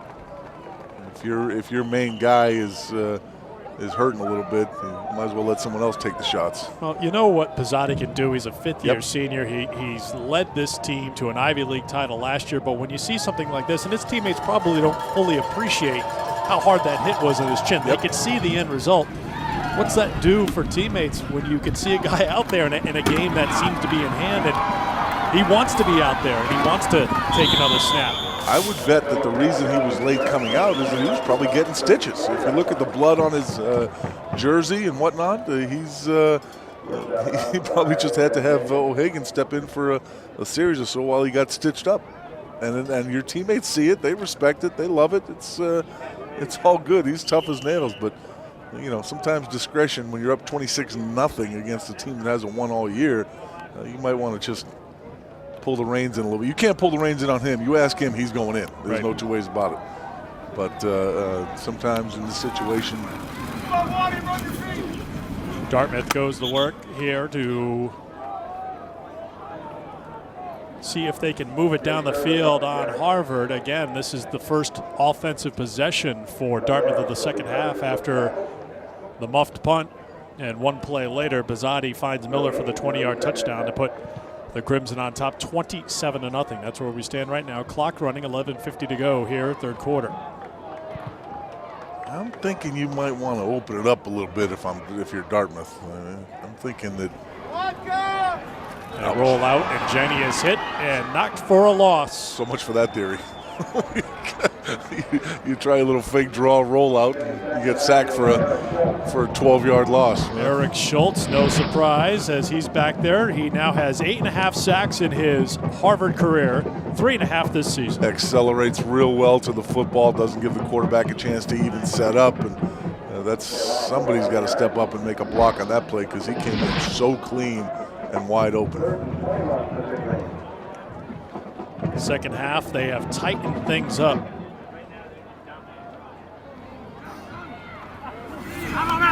Jenny on third down, sets up the screen. McManus, who's been quiet here since catching a couple of passes in the first half. I'm going to say that pass was completed. Jenny took another shot too. And the other half of that linebacker combo, Glendora stepped up and came in between some blockers and made a nice tackle on McManus. Jenny slow to the sideline. I think he was banged up on that play. We'll keep an eye on him. Wouldn't be shocked to see Connor Kempe in on the next series. He's warming up on the sidelines. Scullin set to boot it away. Fair catch called for by Henson. And good field position for the Crimson, as they'll go to work from their own 40-yard line. Will it be Pizzotti or O'Hagan at quarterback? It's Liam O'Hagan. Maybe the day is done for Chris Pizzotti. We thought that earlier, but apparently he was not done, so O'Hagan will get a chance here to go to work on offense. Again, O'Hagan was the starter to begin the 2007 season. Started the first 3 games, but then was injured. That resulted in a redshirt season, so he's back here for a 5th year. Jenkins. Going to be close to a first down carry for Ben Jenkins. I watched O'Hagan play a number of games, productive quarterback. And the inside handoff right here to Jenkins. Pretty soon this Harvard offense is going to start wearing down this Dartmouth defense. They've actually, even though the score is 26-0, they've actually stepped up and played hard and made some good hits. But, you know, after a while, it just wears on you, and there's not a lot you can do about it. Good news for Harvard from Philadelphia is Brown. Oh, check it. Bad news for Harvard out of Philadelphia. Brown has gone on top of Penn, 21-17. Penn had taken a lead in the second half, but Brown has gone on top again. Brown has already knocked off Harvard this season, so the Crimson would need a lot of help if they're going to share an Ivy League title this year. Still a long way to go in this campaign. 3 weeks left to go in the Ivy League season after this week's games, as Jenkins carries it inside the 40, going to be short of a first down. Gain of about 7 for Ben Jenkins. Well, if Harvard hopes to share in that Ivy League title, Penn is the best bet to knock off Brown, because after this, Brown has, I believe, Yale and then Dartmouth and Columbia. So it gets a little bit easier for Brown the last 3 weeks of the season. Brown 3-0 for the first time ever in Ivy League play. Jenkins, second and short on the draw. This play's worked really well for Harvard all afternoon long. Yep. Now they're just going to grind it out. There's no worries. Take your time. Take as much of that game clock as you can. It's hard to believe at 8 minutes and 20 seconds left in the third quarter that you're going to be grinding it out and worrying about eating up clock, but in this situation, it's working. Jenkins with 62 yards rushing. We saw Gino Gordon with a strong second quarter. He had 78 yards rushing in the first half alone. Yep, he had one 31-yard run, another about 18 or 20-yard run too, so his came in chunks. First and 10. O'Hagan jumps up, pulls it down, and grinds out about 8 yards on that carry. And limping off the field is the right guard, Zach Koppel. You see Koppel, the senior from Lincoln, Nebraska. Just get out of my way. I need a bench or a ground to lay on.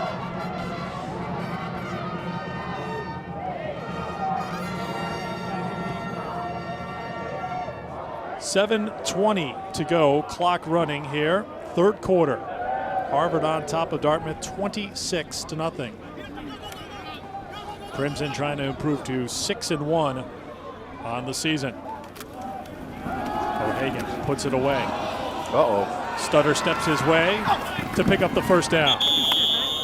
Didn't look like he had anywhere to go, but O'Hagan, as he's been able to do when he's had the opportunity at Harvard, is able to make something out of nothing with his feet. I saw him play quite a few games a few years ago, and he was always dangerous running the ball. You can see the moves here. This is worthy of a running back, let alone a quarterback. So nice little stiff arm. Good athlete. That injury against Lehigh a year ago resulted in shoulder surgery for O'Hagan after he'd led the Ivy League in total offense as a sophomore. O'Hagan thinking run right from the very beginning and wisely hitting the deck on the first down carry. That was the play that Pizzotti actually scored on in the first quarter, but Dartmouth stayed home a little bit better on that than they did against the Pizzotti touchdown. Pizzotti in that first half had 80 yards through the air, but it was what he did with his legs, 43 yards rushing and 2 rushing touchdowns for Pizzotti. He's come on to throw a 20-yard touchdown pass here in the second half to the man he's talking to right there, Jason Miller. Now that's a picture of a football player, a nice crew cut, red hair, blood down his jersey, taped up and stitched up chin. Hanging out with the tight end, saying, I could take a hit, just like you could take a hit. Here's O'Hagan, thrown towards the 7-yard line. Short gain on the play will bring up a third down. All this running around is nice, but quarterbacks want to throw the ball. You know O'Hagan want to throw the ball a little bit himself. O'Hagan came into the game just 1 of 2 on the season for 3 yards, but he carried the ball 6 times. Closing in on 5 minutes to play here in the third quarter. Third down for Harvard. A hand to Jenkins, tries to stretch it out and turn it up. He's going to be short of a first down as he brings it down to the Dartmouth 3-yard line. He needed the 2 for the first down. Do you kick a field goal here? 4th and 1, watch the inside handoff. These plays worked pretty well for Harvard all day. Dartmouth strings it out, does a pretty good job, keeps them up short of the first down by a little less than a yard. They will go for it on 4th down. Yeah, that's probably the right move. Harvard converted on a 4th down in their opening drive. That drive ended with a Pizzotti 11-yard touchdown run. They are 8 for 9 this year on 4th down conversions. O'Hagan keeps it himself. Dartmouth to stop. Holds on 4th down. Well, as good a runner as O'Hagan is, you start the play out going sideline to sideline, not gaining any ground whatsoever. As a matter of fact, you're back at the 6-yard line before you even start going upfield. So, you know, sideline to sideline plays are a lot easier to defend than something coming right at you in a short yardage situation. Good job by Dartmouth. Spencer Hood stepping up in there, a couple other guys. Still a long field for Dartmouth. It really hasn't done much offensively at all right now. It looks like Connor Kempy's the quarterback in there now, too. Indeed he is. The freshman Connor Kempy calling the signals for the Big Green. They go to the ground trying to get a little bit of room as they are so close to their own end zone. Again, Kempy came on at the end of the first half when Alex Jenny was knocked out of the game with an injury. Jenny started the second half, but played just 1 series, and Kempy gets the call.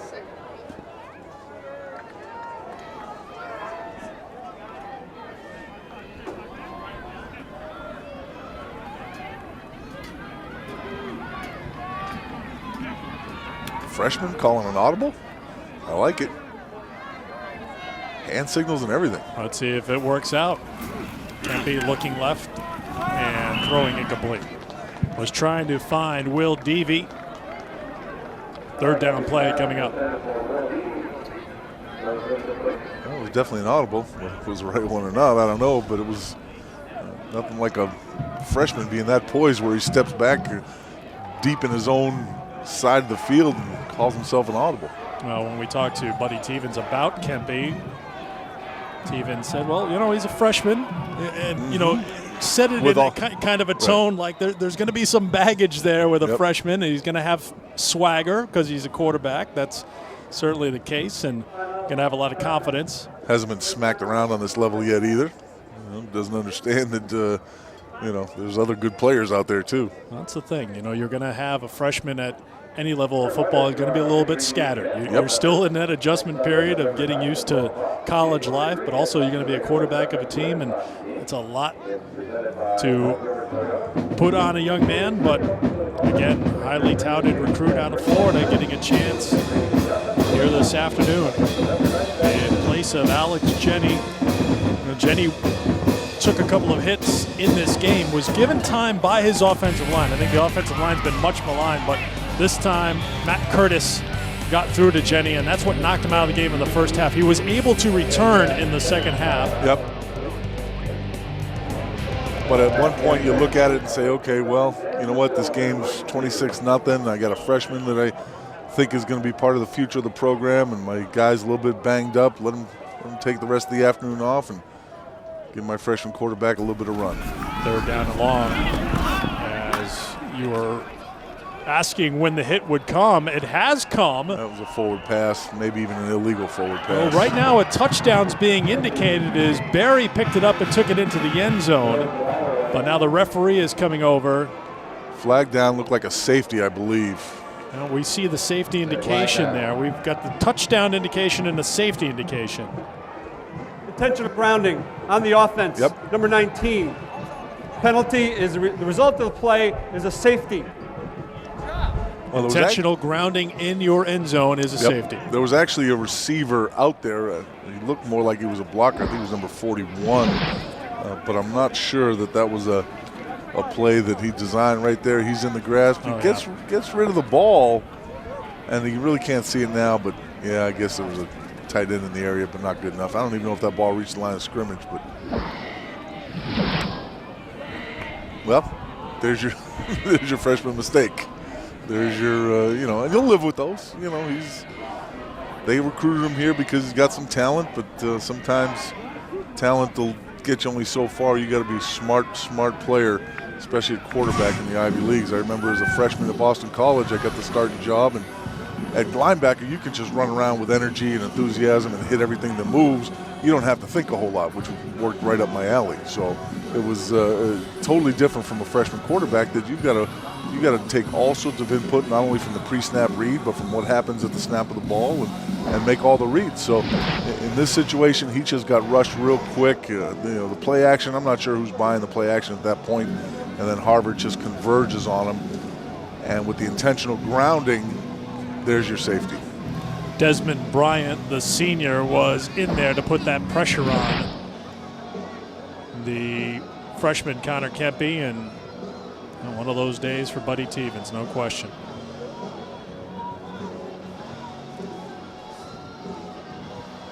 So after the safety, it's a free kick for Dartmouth from their own 20-yard line, and they will send their kickoff man, Donald Kephart, out there to handle the duties.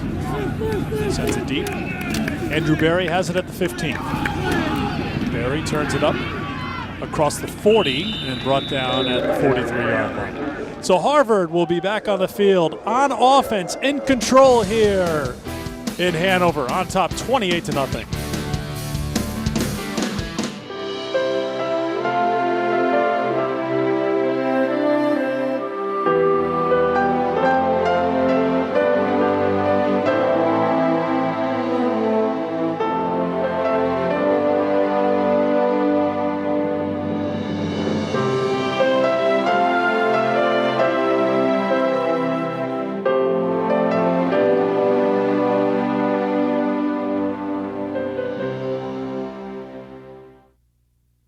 When you become a part of a sport at Dartmouth, you're becoming part of something a whole lot bigger than you ever could have imagined. The bond between two Dartmouth people is really special because Even if it's separated by 10 or 20 years, they know that they have a common experience. It's neat to really just get together and to learn through each other. This is where I'm from, and this is me. Like, Dartmouth is who I am. Back here at Memorial Field in Hanover, Harvard on top of Dartmouth 28-0. Chris Pizzotti, you could tell by his jersey, his chin, everything. Everything's a little, I guess he's showing the signs of a busy day is the best way to put it for Pizzotti, and he was in the middle of everything, Steve Diassi. A couple of touchdown runs and a touchdown pass, helping Harvard to this comfortable lead as they try to win their 5th game in a row. Yeah, he's had a very good job. Not up to his normal passing yards, but he made up for it with smart play, running the ball at the right time, running this offense absolutely correctly. They were a machine that was basically just grinding Dartmouth underneath them, and he was the biggest part of that. There you see some of the vitals for Chris Pizzotti this season. 5th-year senior who missed the 2005 season with a back injury, coming off a strong game against Princeton where he went 17 of 26 as O'Hagan carries it into Dartmouth territory. 247 yards, and hard-fought game for Harvard as they came back to beat Princeton 24-20. They were down by 11 in that game, but Pizzotti had a rushing and passing touchdown. Schultz had the big day defensively, and Harvard picked up a road win after a hard-fought game the week before against Lehigh, a game we were there for where Lehigh battled all afternoon long. So Harvard's had to do it a couple of times this year. They had the disappointing loss against Brown, uncharacteristic, missed an extra point, had a couple of mistakes that they're not accustomed to making, and Brown picked up the win. Credit to the Bears, but they have battled back, the Crimson have, since that loss down in Providence. 2nd and short. Nice. First down. One thing, you watch Dartmouth play, and it would be so easy with an 0-6 record and down 28-0 and Harvard being in control from the get-go.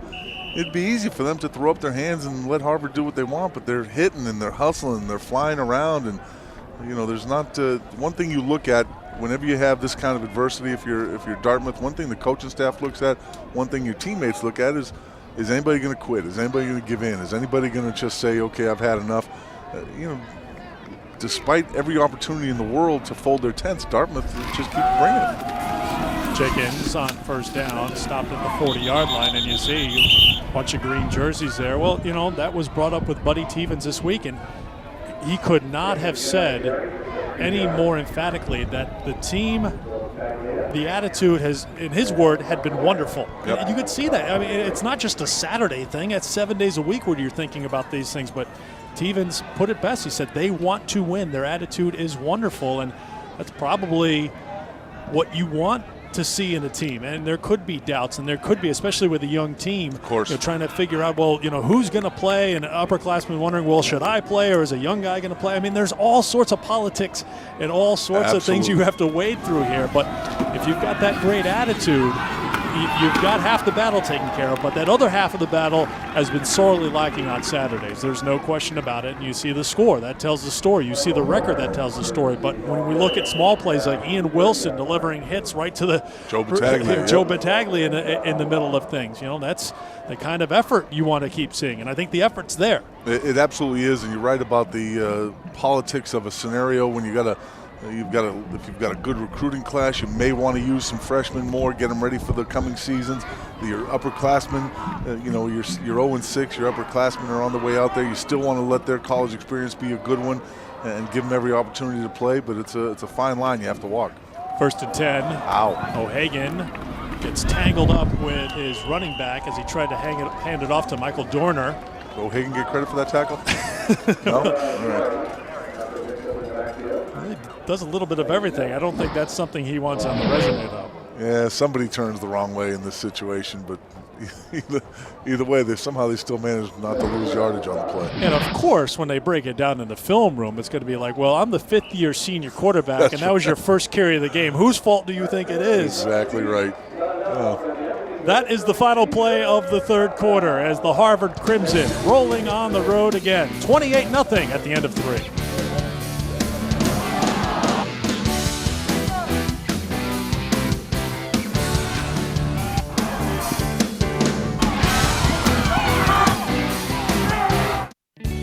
Every eHarmony match is based on compatibility. And now during our free communication weekend, you can communicate with your matches absolutely free. Free communication weekend happens this Friday through Sunday only. Our special limited time offer is the perfect opportunity to meet new singles. Anne-Marie and I both were like, I was so excited when I saw your profile. I wanted to kind of get to that communication. Log on today and communicate for free. Only during this special free communication weekend. eHarmony.com. Warning. I couldn't believe how much I was paying for health insurance before, but Mega specializes in affordable health insurance for families and for people like me who don't get health insurance where we work. Stop struggling to figure out how you can get affordable health insurance.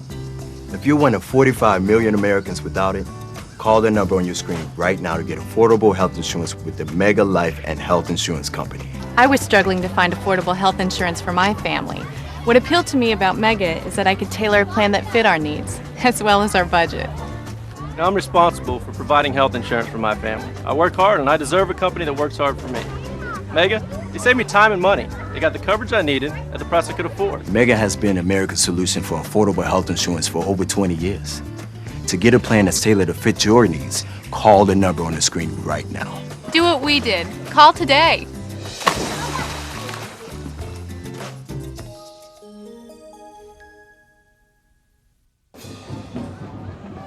We are back here in Hanover. Harvard on top of Dartmouth 28-0. He is one of the biggest fans of the Big Green. It's President James Wright, and he will be part of the Wear of the Green, that elite club that honors those who serve Dartmouth athletics. And President Wright is standing by with Laura Boyce.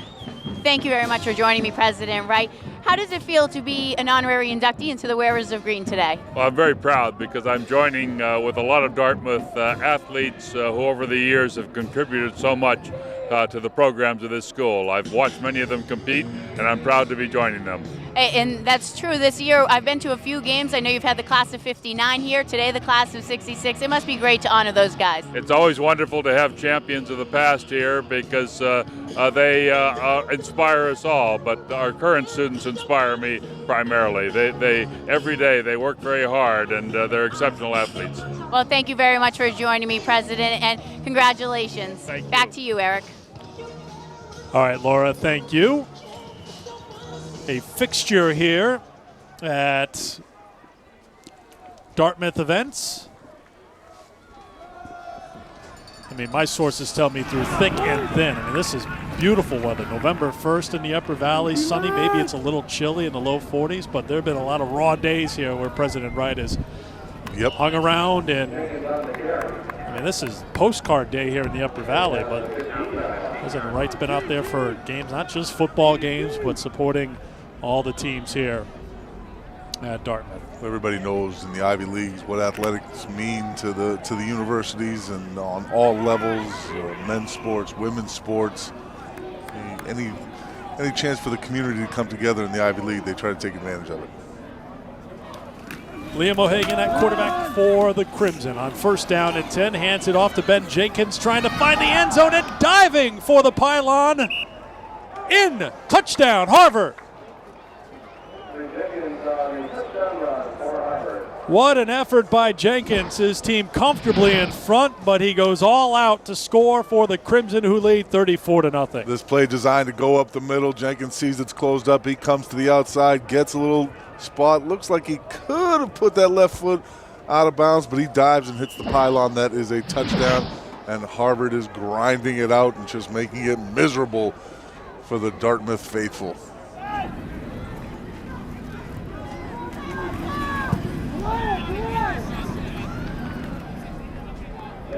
The extra point is good. Jenkins is going to go all out on that play as we watch it again because it's his first touchdown.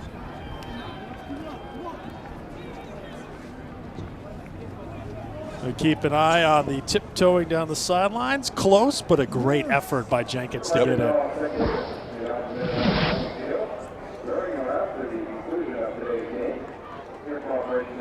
So Jenkins, the former safety, now a running back, has a 15-yard touchdown run, his first collegiate touchdown, and Harvard adds on to their lead.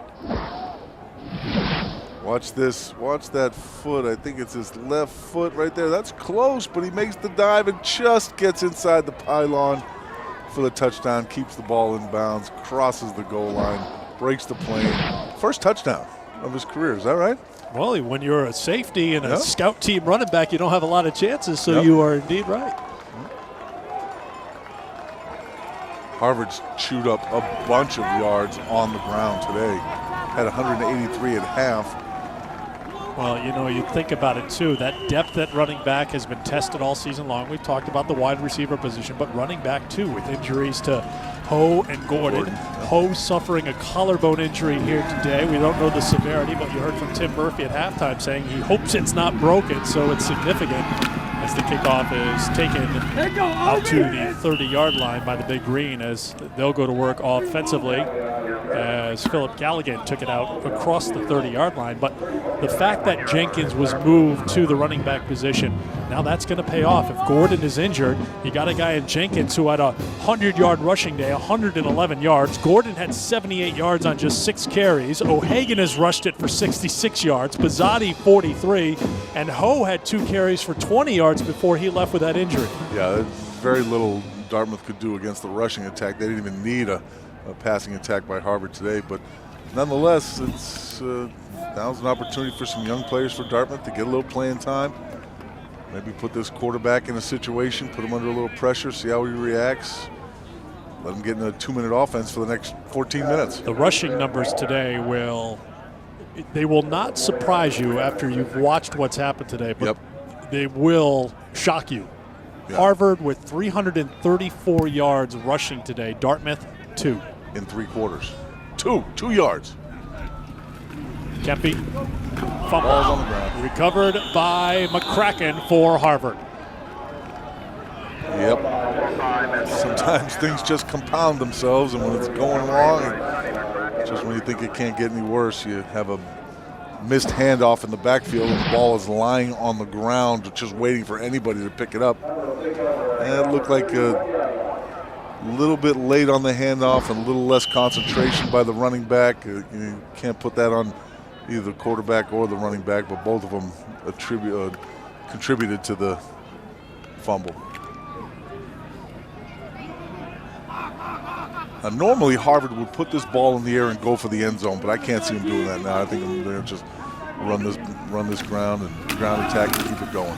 And they have another quarterback out there as Matt Simpson, the sophomore, has come on to call signals for Harvard, and also Randy Ojukwu has come in at running back. So Tim Murphy emptying out the bench, and we have to look deep down the depth chart for some of the players who are out there right now for Harvard, but this is something you would simply expect as Simpson is out there, the sophomore from Springdale, Arkansas, but 13 minutes to go in the fourth quarter, 35-0, and you cannot dismiss the fact that Murphy and Tevens have a friendship that date back to the age of 12. Yep. And it just makes sense that you have done all you need to do with your first teamers here today. Yep. Grab your quarterback, tell him to just take as much time off the clock as you can and run the ball, and you can't just fold your tent as even as a winner. That'd be even more insulting than anything you could do, but just put your backups in there and run your offense. And with Liam O'Hagan and Chris Bizzotti both being fifth-year seniors, you wonder if Simpson is the guy, the sophomore quarterback, you wonder if he's the guy slotted to take over next year. You know, Harvard has a fantastic tradition of producing some of the better quarterbacks that come out of the Ivy Leagues. You wonder if this is the next one.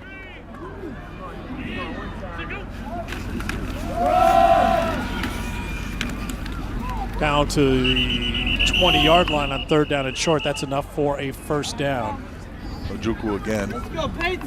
Harvard's rushing high this year was 188 yards against Lafayette in a 27-13 victory. They're about to double that. We'll have to go back through the record book to see when, as a team, they went over the 300-yard mark. Matt Johnson, as an individual, ran for 323 yards back in 1991 against Brown. Yep.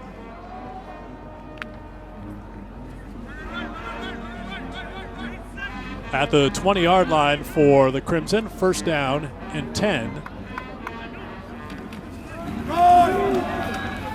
Simpson, gain of 5.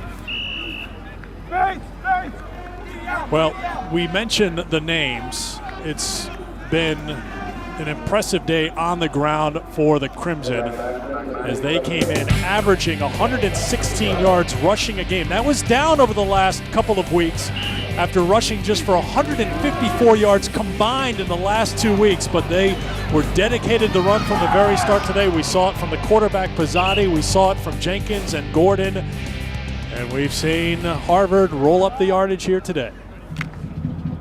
Long runs by O'Hagan, long run by Gordon. Solid, steady running by Jenkins for over 110 yards.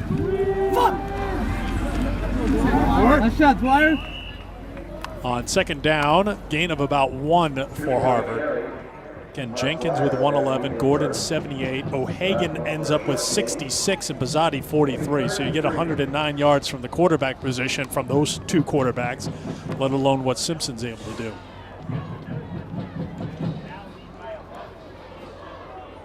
Looks like Harvard's rotated in a few offensive linemen too to work with the backup quarterbacks and running backs.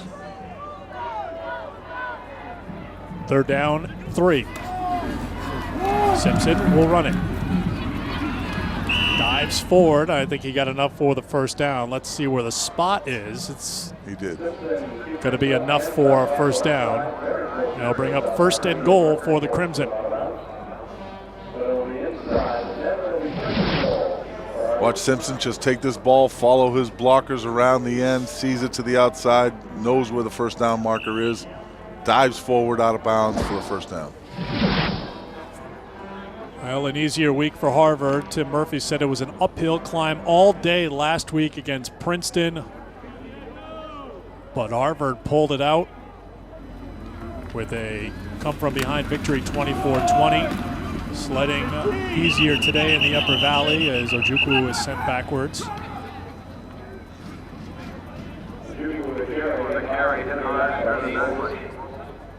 Harvard very interested in what's happening between Brown and Penn this afternoon. And Brown pulling away from Penn in the fourth quarter. That's not good news for Harvard. Penn would stay, Brown rather, would stay undefeated in Ivy League play, controlling their own destiny going forward because Harvard still plays at Penn in 2 weeks. Columbia next week for the Crimson, then at Penn. And with only Princeton, Dartmouth, and Columbia left on the Brown Ivy League schedule after Penn, it looks tougher and tougher for Brown to get that loss. You never know in the Ivy League, though. There's been upsets, stranger upsets before.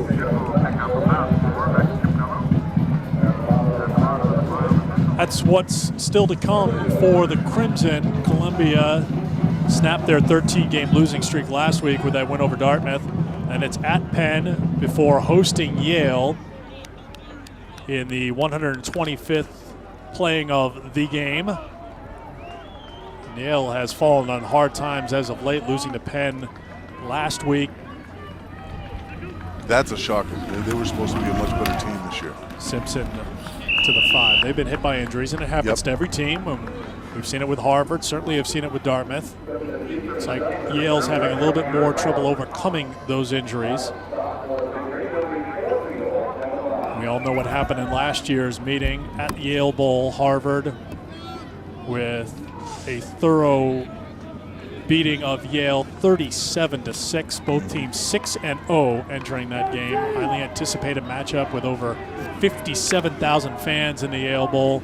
Chris Pizzati, a star of that game, 316 yards passing, 4 touchdowns. Matt Luft hauling in 2 of those touchdown passes. Fourth down here, Harvard will go for it. Ojukwu trying to move his feet towards the goal line. He's not going to get in, so Dartmouth will take over on downs.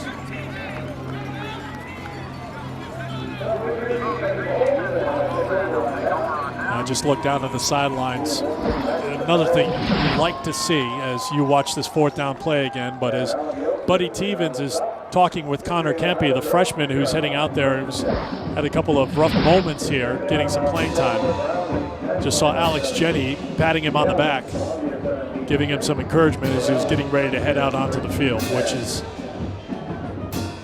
something that you shouldn't be surprised to see, but you're certainly happy to see. Competition's one thing, teammates are another. It's more important that teammates stick together than anything else.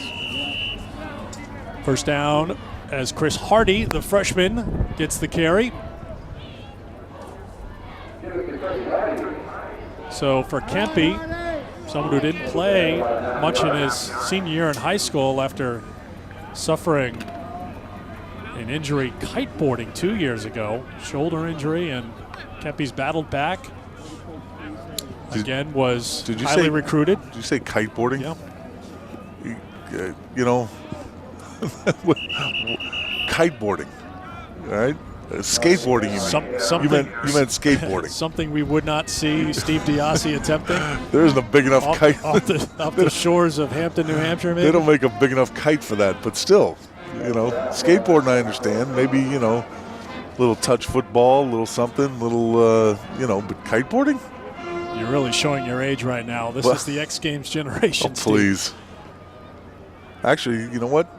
Believe it or not, my son was a ridiculous acrobatic skier when he was in high school. He was doing flips and twists and turns and 720s and all that stuff, and then all of a sudden he got to 230 pounds. He said gravity affects you a lot more at 230. So it took him to 230 pounds to realize that. Kempe trying to show the arm, and he overthrows his intended receiver, looking for Will Deavy, and the pass goes incomplete, and that'll bring up fourth down for Dartmouth.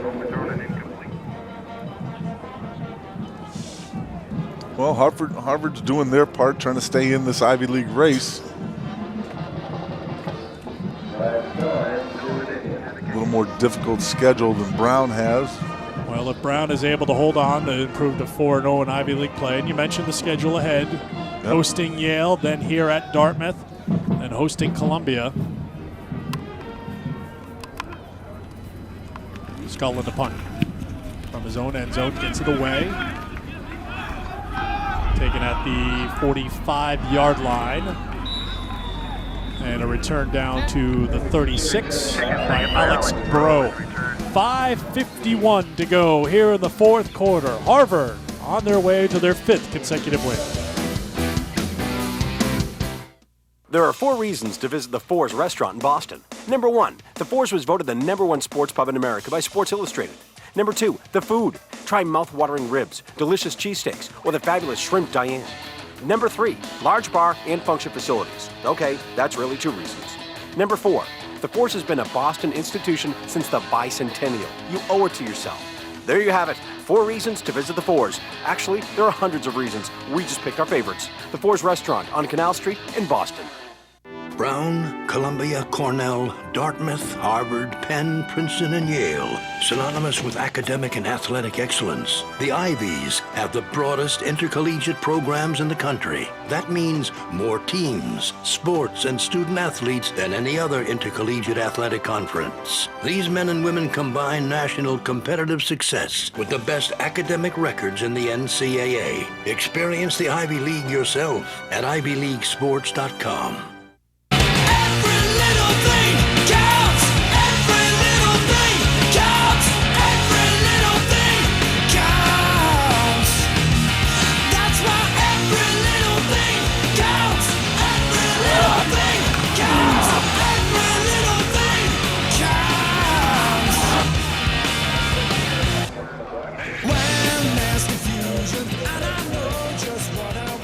We got to go back to October of 2006. Last time Harvard shut out an opponent, and it's also the last time the Big Green suffered a shutout. So that's what's on the line right now with 5:51 to go and a 35-0 lead for Harvard, and Harvard has the football back. Out rushing Dartmouth, what was it, 343 to -2 at this point. I'm going to update it for you here after this first down play as Harvard goes to the ground. And the pile moves forward. It's going to be a gain of about 4. And 367 to -2. Oof. That's a long day for any defense. I've been on the receiving end a few of those days where you just couldn't find anything to stop anything. And that's Harvard's barely even had to pass the ball to do this, and talk about a long day defensively. That was also the 79th play from scrimmage for Harvard in this game, supporting Steve's point about being a long day for Dartmouth defensively. And I will say from the opening kickoff, Dartmouth was bringing it defensively. Yes, a lot of physical play. Tim Murphy mentioned it at halftime about it was such a physical game. So, this is one of those weeks that will take a double toll on Dartmouth's D. They came out with a physical element, and they've been hitting, but they've also been out there all afternoon long. Now we're getting down deeper into the depth chart now for the Big Green, but even through 3 quarters, it was a lot of work and a lot of effort being put in by Dartmouth defensively, being on the field so long. And usually in a situation like this, when one team is getting trounced 35-0, there's 3 or 4 or 5 offensive turnovers. They've only had 1, and that was by their backups very late in the game. Outside of the muffed punt, but offensively you had basically, what was it, 1 turnover, I think, and that was a backup quarterback with a backup running back. And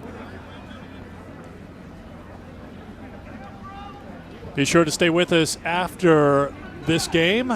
You can take a look at that entertaining film, 8 Ivy League football in America, coming up next on Nesson when we're done here between the Big Green and the Crimson.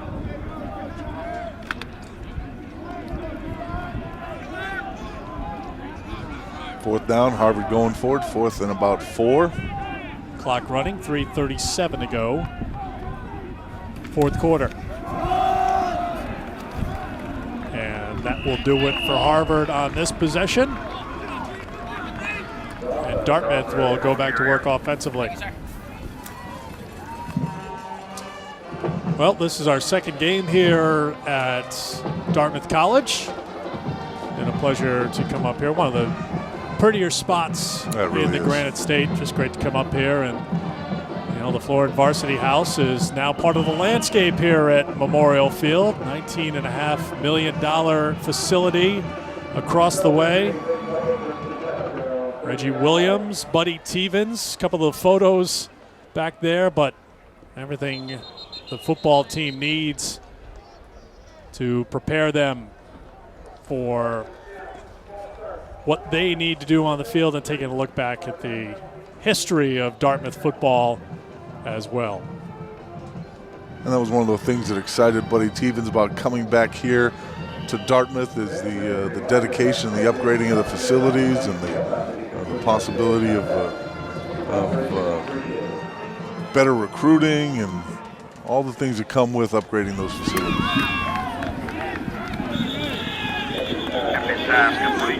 Pass is complete.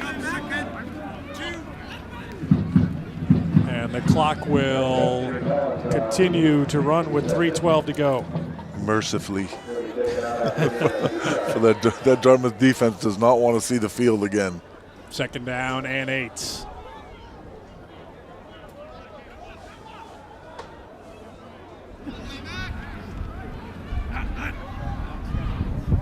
Can't be out of the shotgun. Throws it complete to Deavy. He's been looking for Deavy since he's come into the game. This time they connect across the 40 to the 41-yard line. That'll be the 6th first down of the afternoon for Dartmouth. Harvard has racked up 29 first downs. And Connor Kempe, I understand that it's late in the game and you're not going to win this game. He looks pretty calm in that pocket. He doesn't have happy feet. He's not jumping around and all nervous looking. He's just kind of relaxed and throwing the ball around back there. Well, it doesn't matter if you're facing 2nd team, 3rd team, 12th team defense. You need to have opportunities at quarterback. Certainly don't want to put your receiver in a vulnerable position like that. And Kevin Gallagher took a hard hit, but he's up on his feet. Flag is down. Back at the line of scrimmage. 32-yard line. And it's going to be a personal foul against Harvard, more than likely roughing the passer. Say flag down.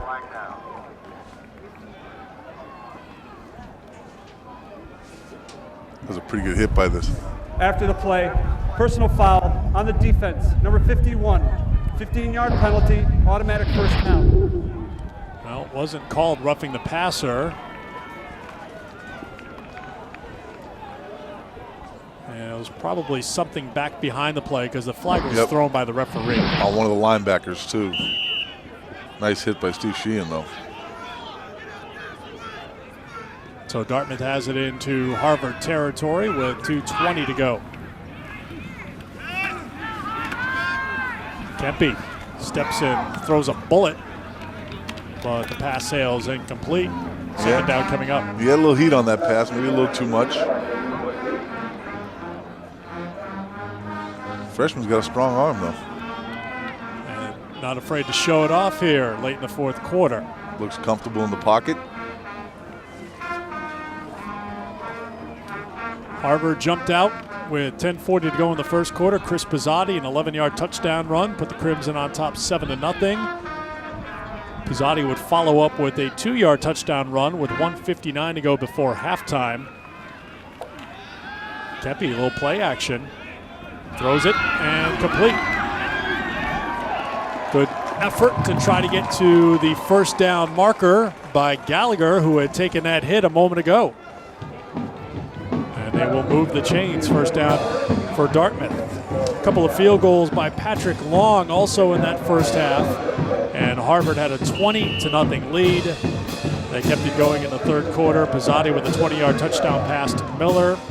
Harvard also picked up a safety when Kempe was whistled for intentional grounding in his end zone. Kempe to pass here, looking towards that end zone, throwing it deep and incomplete. Ben Jenkins closed the scoring for Harvard with a 15-yard touchdown run in the fourth quarter to give the Crimson this 35-0 lead, as Harvard will make it 5 consecutive wins. They'll improve to 6-1 on the season and move closer to a pretty impressive feat.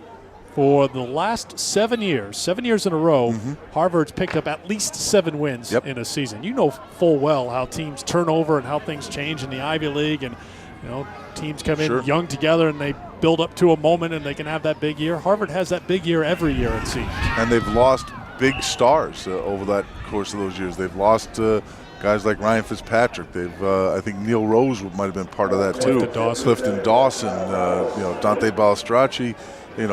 Just some great players, but they always find a way to reload. Brown trying to hold on in Philadelphia. Their leading Penn, as those two teams coming into the game at 3-0.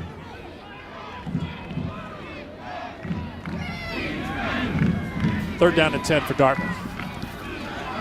Kempe throws, and it is caught. First down for Dartmouth at the 21-yard line. Well, drive down for touchdowns, save the shutout, give you a little something to build on, give your freshman quarterback some confidence. Jimmy Mullen catches the pass from Kempe.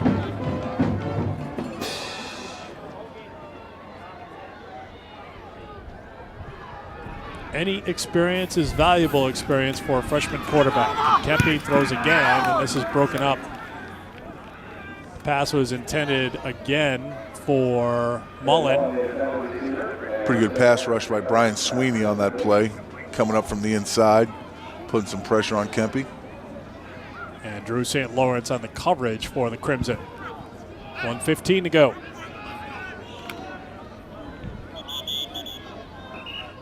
And a timeout being called by Dartmouth with 1:15 to go. I think there's some important strategy going on in this timeout. What do they call them? What did your coaches call them? Teachable moments? Teachable There's moments. those teachable moments everywhere you turn, and here is one right here. Yeah, teaching me that I should be mad at you for not getting us out of here. there's a party after the game. I got to go. Well, you're 115 away. Will Harvard be celebrating an Ivy League championship with a party like they did last year? We know what happened in that game. Here's some of those highlights at Yale Bowl where Harvard just came out so impressive. Pizzotti to Luft with 2 touchdown catches. Mike McLeod never able to get going as that Harvard defense swarmed the ball carrier all afternoon long, and Harvard had a win in the game in the most impressive of ways. 37-6 was the final. The rematch will be at Harvard this year on November 22nd. 2nd and 10 for Dartmouth. Kempe towards the end zone, and it is complete inside the 5-yard line. Another pass sent in the direction of Jimmy Mullen. Mullen hauls it in. And the Big Green trying to find a positive here in a game that's been controlled from the very start by Harvard, as Kempe throws it inside the 5. Stands in the pocket real nice, sees his receiver. He's got a strong arm for a young man. Drills the ball in there, making a case to get a start maybe in the last 2 or 3 games of the season. Kempe threw it behind Devey in the end zone, incomplete. He had him there. Harvard's letting him get away with eyeballing his first receiver. They're letting him get away with it, but they got some backups in there too. The only fault you can see right now from Kempe is that he's giving away who he's going to throw to very quickly, but he's got the arm strength to get the ball in there. 49 seconds to go. 2nd and goal for Dartmouth. Kempe's going to try the same play. Nope, this time he throws it outside to Devey, who has it for the touchdown. Really well thrown ball there. Defender on the inside, throws it to the outside. So that's it for the shutout as Dartmouth gets the touchdown. Kempe has the first touchdown pass of his collegiate career. It goes to Will Devey, who has his first touchdown as well. And Dartmouth is down 35-6 with the extra point to come. I'm hoping he did this intentionally, because if he did, that was a great throw to the outside of the receiver, away from the defensive back. On the play before that one, Devey was cutting in towards the post and was thrown behind him a little bit. This time it was a different throw, a little bit of a different move by Devey. Devey's a big receiver. He's a guy that you can throw the ball up to in the end zone. He basically just blocked out the defensive back on that play. So Dartmouth has a touchdown and a reason to celebrate in the stands. Good for them. Comes with 44 seconds to go here against Harvard. Do you actually onside kick here? Do you really? No, really. They wanted to upset you, they would. I would get called down for that one right now. Listen, I got nowhere to go. I got an hour and a half drive and 2 cigars to smoke. That's about it. But this was a nice drive for a freshman. What I took from it was that he stood in the pocket really calmly and had good arm strength. And watch this. There's no happy feet there. He might be a little bit, in terms of giving it away to where he's going to throw. But in that play right there, he just threw it a little bit behind him. On the play behind that, next one, he threw it behind him on purpose. So they didn't connect one moment, but just the next moment, it is a connection between Devey and Kempe, and it's a 35-7 game.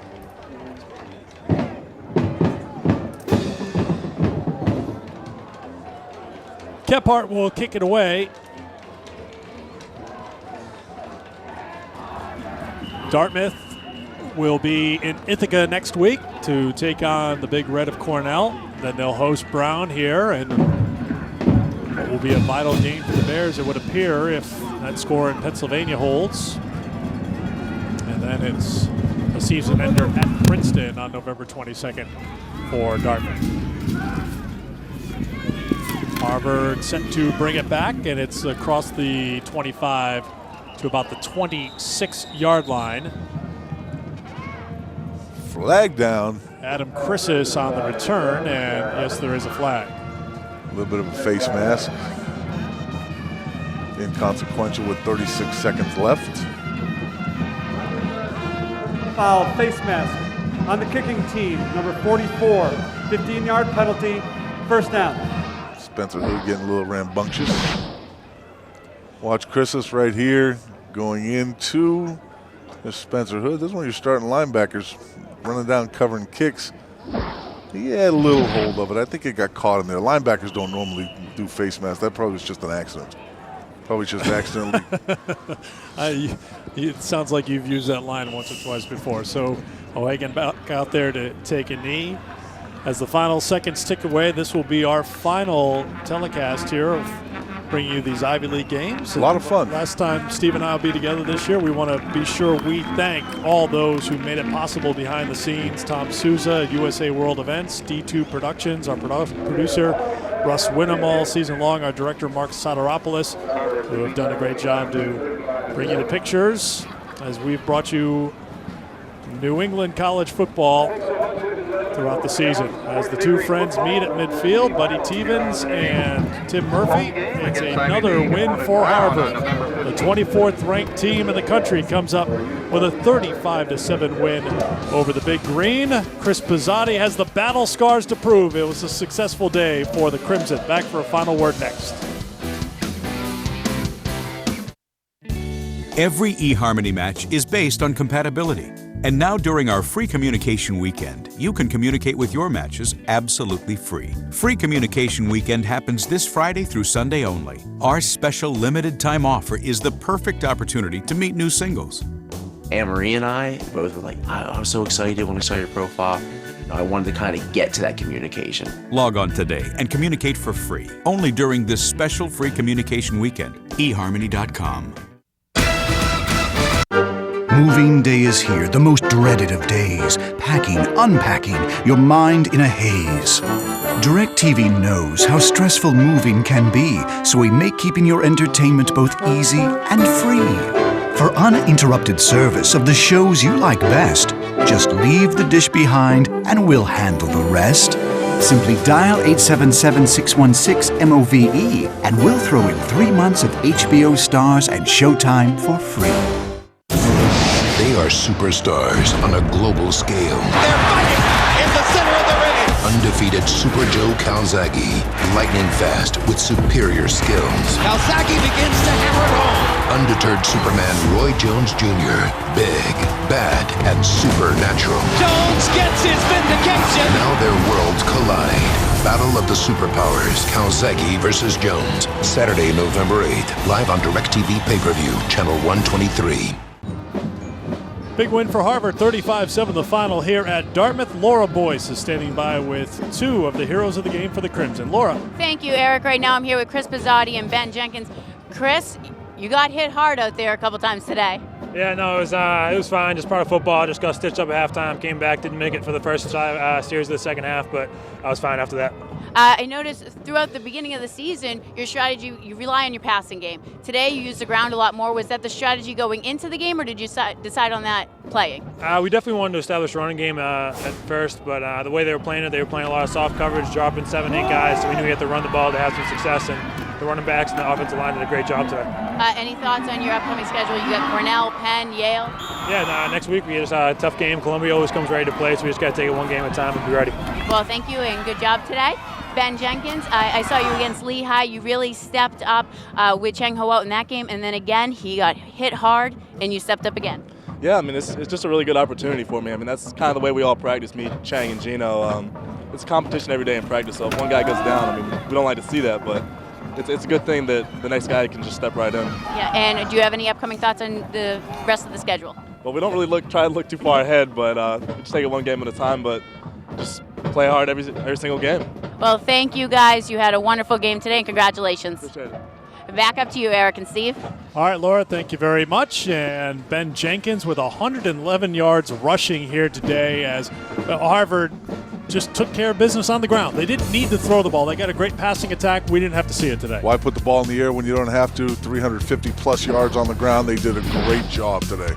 The final numbers, 368 on the ground for Harvard in a 35-7 win, and sub 100 when it comes to passing, but again, it wasn't needed as Pizzotti runs for 2, throws for 1. Jenkins with a 15-yard touchdown run as Harvard goes on to the 35-7 win. And the best thing Dartmouth had coming out of this game is they have a young freshman that looks pretty calm in the pocket. Connor Kempe seemed like he was a pretty cool customer in terms of quarterback, and did a good job driving it down for that last score. Enjoyed being with you again, Steve. Great job, Eric. Well done. I enjoy Ivy League football, have for the last 5 or 6 years, so it's been great.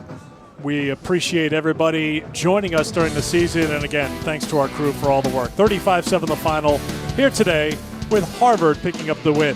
Today's broadcast was produced by Russ Whittam, directed by Mark Soteropoulos. Greg Petranzio was the graphics director this season. The executive producer was Tom Souza. Dave Walzer, the production manager. For Steve Diassi, Laura Boyce, Brian Mann, and our crew, I'm Eric Freed.